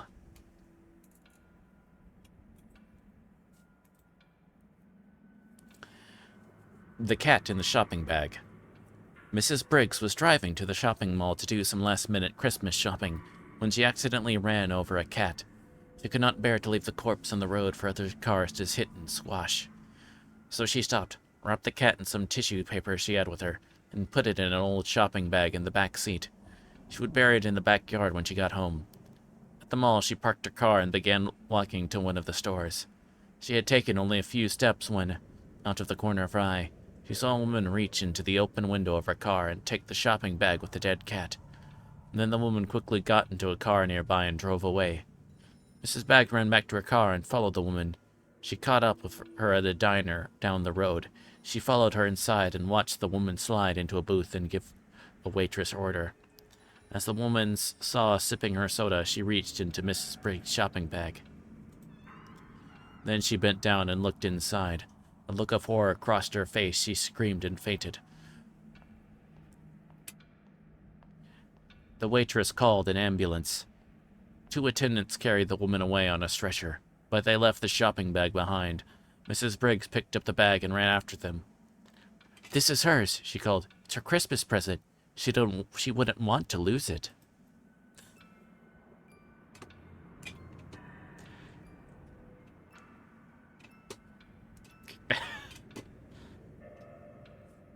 In that case, it's why you don't steal. You'll actually steal a dead cat.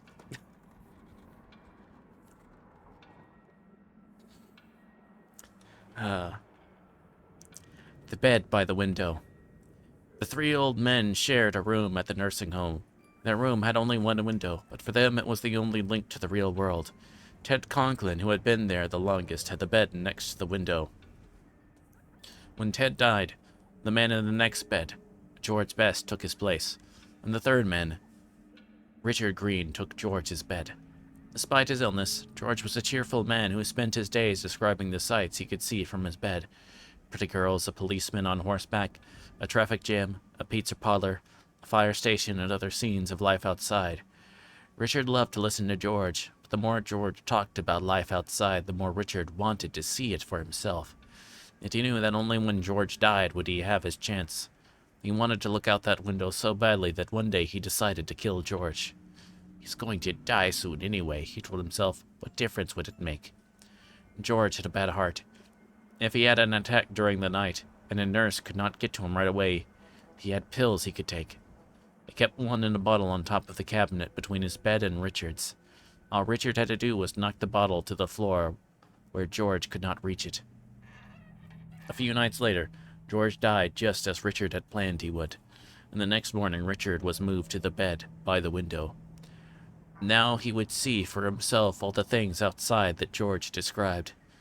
After the nurse had left, Richard turned to the window and looked out, but all he could see was a blank brick wall. That's not scary, that's just depressing. Just depressing. Jiminy Christmas.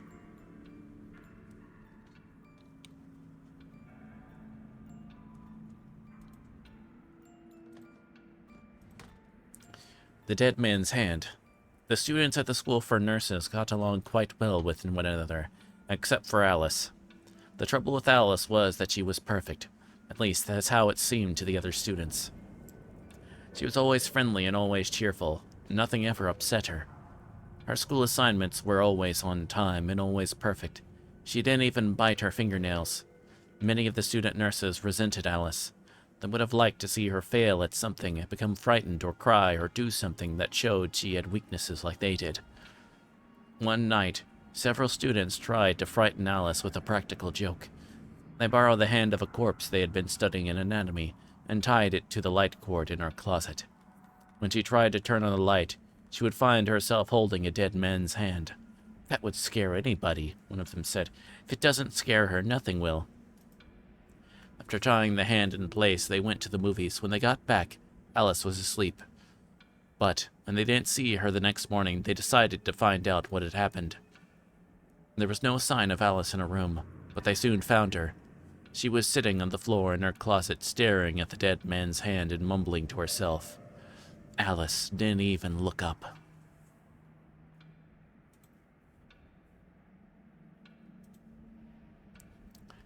The joke had worked, but nobody was laughing.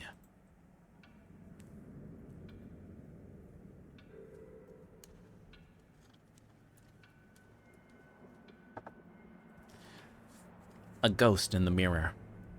This is a scary game that young people sometimes play, trying to conjure up a ghost in their bathroom mirror.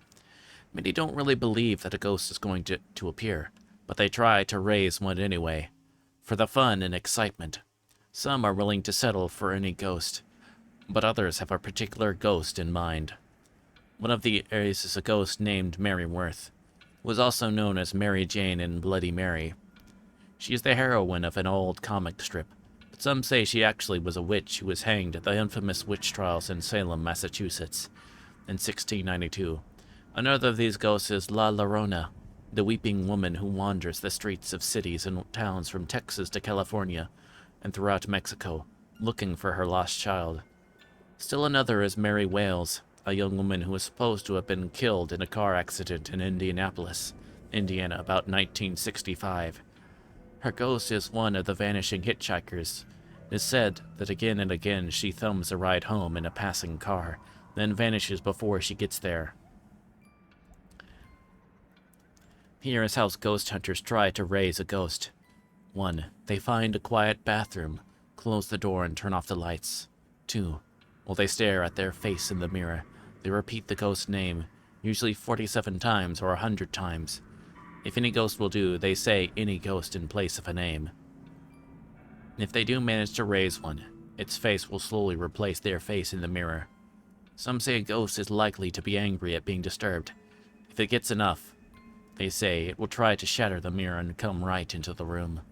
But a player can always turn on the lights and send the ghost back to where it came from. And when that happens, the game is over.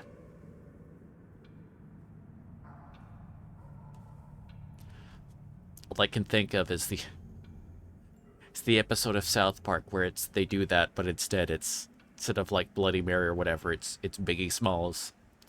Biggie Smalls. Biggie.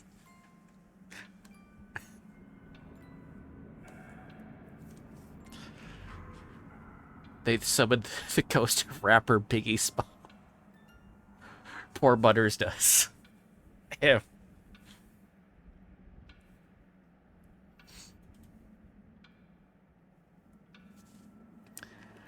Okay.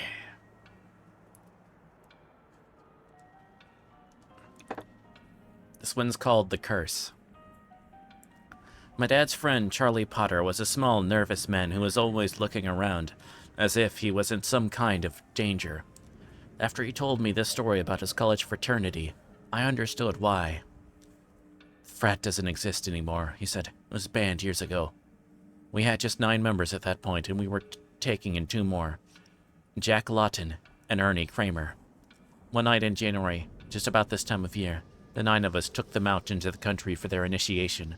We took to them an old deserted house where 2 young men about our age had been murdered recently. Their murder was still at large.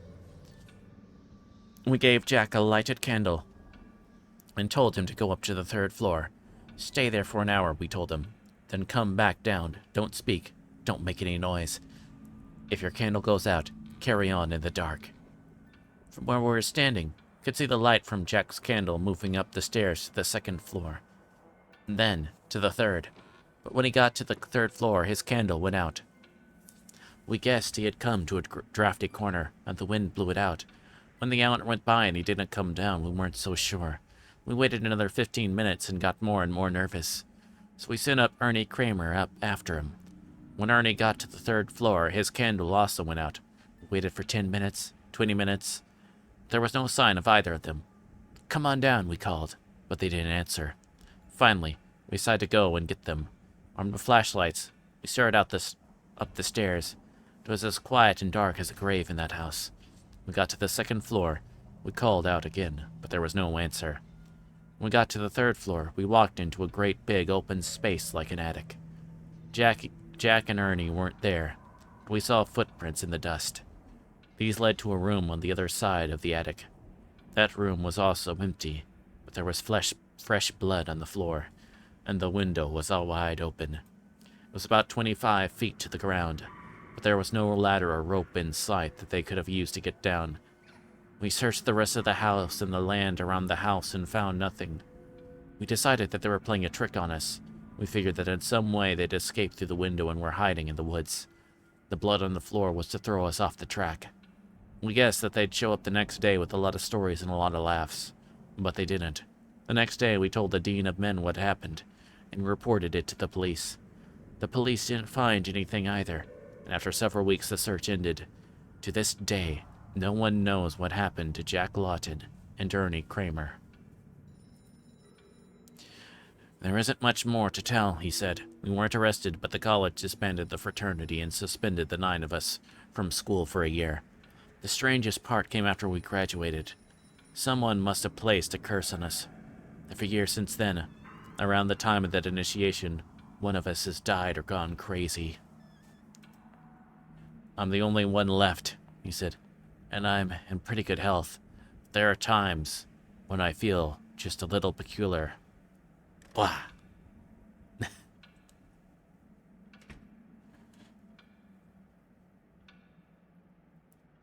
No, wait. The book said I should go rush at someone in the audience and scream, ah. So, hold on. Hold on.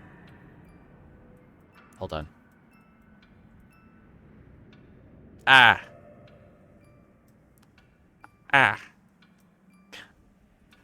Are you? Y'all sufficiently scared now?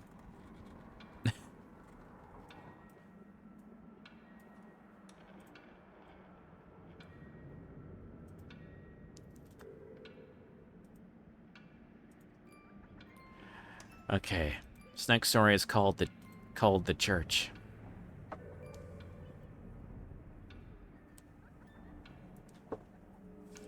There was a fellow named Larry Berger who wasn't afraid of anybody alive, but anybody who was dead scared the wits out of him. One night, Larry was out driving in the country in his old Jeep when he got caught in a bad thunderstorm. The rain was coming down in sheets. Since his Jeep didn't have a top to it, Larry started looking for a place to take shelter. But the first place he came to, he didn't even slow down. It was an old deserted cabin, probably as dry as a bone inside. But Larry knew for a fact that it was haunted, and he wasn't going to stay there. A few miles farther, he came to an old abandoned church, standing all alone in a field. It hadn't been used in years. All the window glass was gone, but it still had sections of the roof intact. So Larry parked his Jeep and ran inside. It was as dark as it could be in there. Larry had groped around until he found a pew and sat down. It was nice and dry, just as he had thought it would be, and he stretched out his legs and made himself comfortable. Suddenly, there was a big flash of lightning. Larry saw that he wasn't the only one in that church. There were people sitting in almost every pew. They all had their heads bowed as if they were praying, and they were all dressed in white.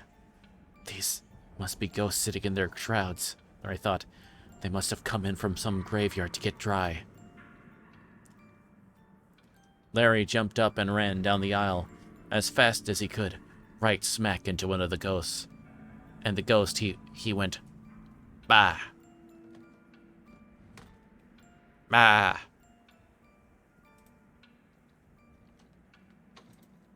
Implying it was sheep, I'm guessing. Because it says bah. Bah. Bah. Meh. Meh. Meh. Do I make good sheep sounds? Meh.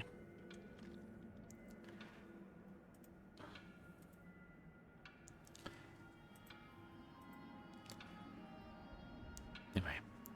Next one called The Bad News. Leon and Todd loved baseball. When they were young, they had played on the town's baseball team. Leon had been the pitcher, and Todd had... Darn it. Now I'm thinking of Leon. Dang it, Resident Evil 4. Leon. Okay, sorry. Leon had been the pitcher, and Todd had always played second base. Now they were a lot older. They spent their free time watching baseball games on TV and talking about baseball.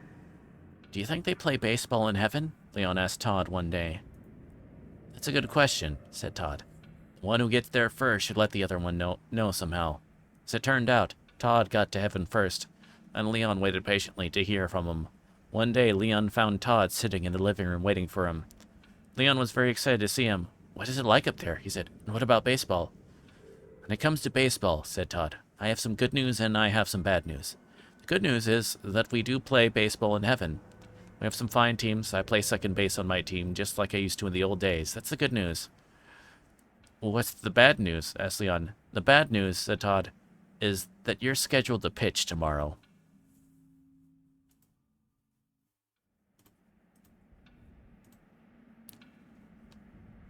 Get it? Get it?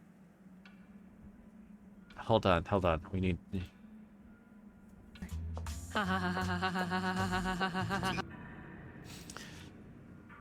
Ahem. Cemetery soup. On our way home from the market, the woman took a short cut through the cemetery. There, sticking up out to the ground, she saw a big bone. She picked it up and looked it over carefully. This will make a very good soup bone, she said. I think I'll take it home. It's perfect weather for hot soup. She got home. The first thing she did was start the soup. Into the big soup pot went water, carrots, green beans, corn, barley, onions, potatoes, a snitch of beef, some salt, pepper, and then the bone. She brought it all to a boil, then brought it down to a simmer. Yum, she said, sniffing at it, tasting it. Can hardly wait till supper. Suddenly she heard a small voice. Please give me back my bone. The woman paid no attention. Soon she heard the voice again. May I have my bone back, please? The woman was reading the newspaper. Again, she didn't take any notice. And in a little while, the voice spoke up once again. It's beginning to sound angry. Give me back my bone. The woman kept on reading the paper. Some people are too impatient, she muttered. Once more, the voice spoke. Now it sounded very angry, and it was so loud that the whole house shook. I want my bone back. The woman reached into the pot, grabbed the bone, and threw it out the window. In a voice just as loud, she shouted, Take it! Take it! There was an eerie silence. Then the woman heard footsteps scurrying away from the house down the road toward the cemetery, and she got up and served herself some soup.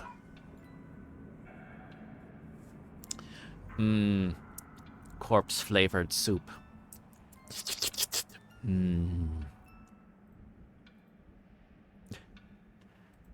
The brown suit. A woman came to the funeral parlor to see her husband's corpse. You did a good job, she said to the undertaker. He looks just the way he always looked, except for one thing. My husband always wore a brown suit, but you have him dressed in a blue suit. That's no problem, said the undertaker. We can easily change it. She returned later. Her husband was wearing a brown suit. Now he always looks just the way he always did. She said, I know you went to a lot of trouble. It was no trouble, he said. As it happened, there was a man here who was wearing a brown suit, and his widow felt that blue would be better. He is about your husband's size, so we gave him the blue one and gave your husband the brown one. Even so, she said, do you think all that clothing was a big job? Not really, said the Undertaker. All we did was exchange their heads.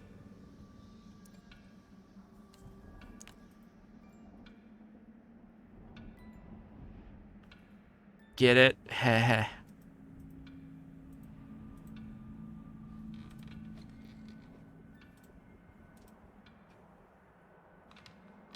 Okay. This one's actually a song, but I don't know the tune of the Irish Washerwoman. And I can't really read sheet music.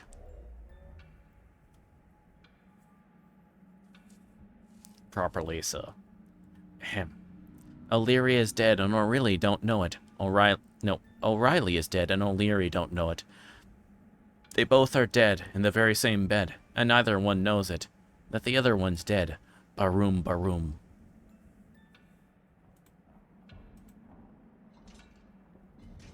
That's the whole song. Thumpity thump. When we moved to oh my gosh. When we moved to Schenectady from Shohari, we rented a house awful cheap because it was spooked, and nobody would live in it. But we didn't care because we didn't take no stock in spooks. We'd just gone to bed the first night, dog-tired from riding in a wagon all day. We hadn't had time to shut our eyes when we heard a thumpity-thump, thumpity-thump, coming down the attic stairs. I covered my head with the blankets, but I couldn't shut out the sound. Thumpity-thump, thumpity-thump, it went. I could hear it plain as day. Past the bedroom door, thumpity-thump, thumpity-thump, and down the stairs, thumpity-thump, thumpity-thump, and through the kitchen, thumpity-thump, thumpity-thump, and down the cellar stairs, thumpity-thump, thumpity-thump, making the most awful racket you ever heard. It was more than we could stand, so we all followed the sounds to see what was going on. When we got down the cellar stairs, we saw that it was a chair that had made all that racket. There it was, with one of its legs pointing to a place on the dirt floor. We all just stood and gawped till my brother Ike said that he believed that the chair was trying to tell us something about the place it was pointing at. So Ike went and got a shovel and started digging. He didn't have to dig far before his shovel struck something hard. Pretty soon, we could see the edge of a box sticking out. We all hollered for him to hurry up and uncover the rest of it. And the chair. It got so excited it jumped up and down like it had gone plumb crazy. And when he got the box uncovered, Pop and the boys pried off the lid, and there was the body of a man all smooched with blood. It was plain as the nose on your face that he had been murdered, and the chair wanted folks to know it. Right then and there we decided to leave. Being strangers, everybody would think that we had murdered him and come there to hide the body. It didn't take us long to fill up that hole and get out of that house.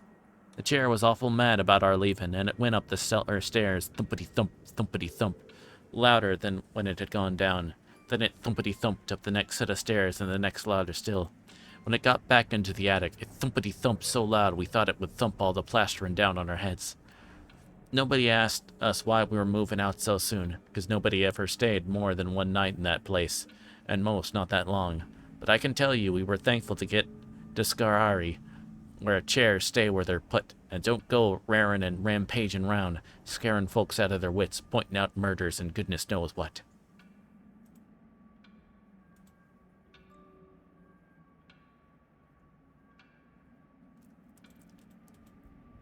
And that is the end of more Scary Series 2, Tell in the Dark, which is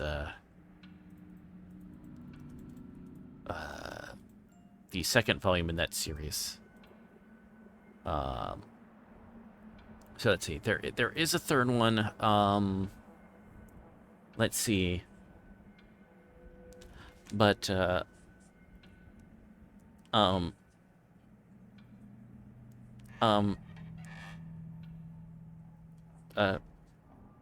Hold on 1 second, sorry.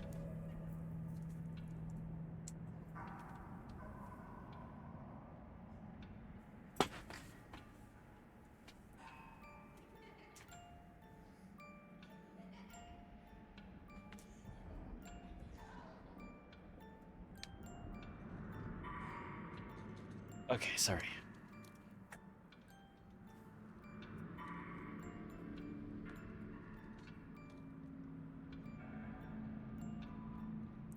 But anyway, so there's a third, but let's see. We've gotten to 2 hours and 30 minutes already. So probably gonna call it. So that means we all get at they'll read the third volume, which is Scary Stories, More Tales to Chill Your Bones. Hey, let's see. Actually, because I know there was like a. Hold on. I know there was a.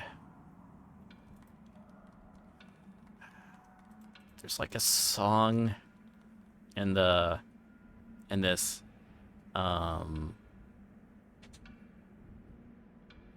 in the first one. Assuming I can find it.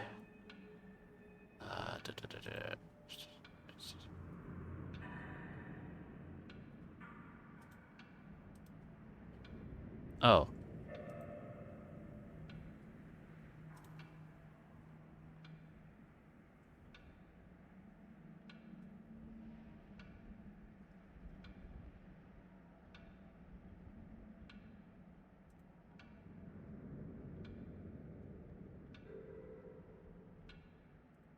I think I know the melody. I think I could do the melody. So I could give it a shot. Which is from the hearse song that's in the first one. They featured it like in like the film, so that's where I would know it from. So I could give y'all that. I'll give that a shot before we sign off. Okay. Don't you ever laugh as the hearse goes by, for you may be the next to die. They wrap you in a big white sheet from your head down to your feet. They put you in a big black box and cover you up with dirt and rocks. All goes well for about a week. Then coffin begins to leak. The worms crawl down, crawl in, the worms crawl out. The worms play pinochle on your snout. They eat your eyes, they eat your nose, they eat the jelly between your toes. A big green worm with rolling eyes crawls in your stomach and out your eyes. Your stomach turns a slimy green and puffs out like whipping cream.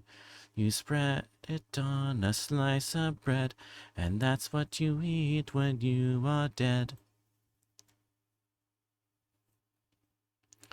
There we go, something like that. So there we go.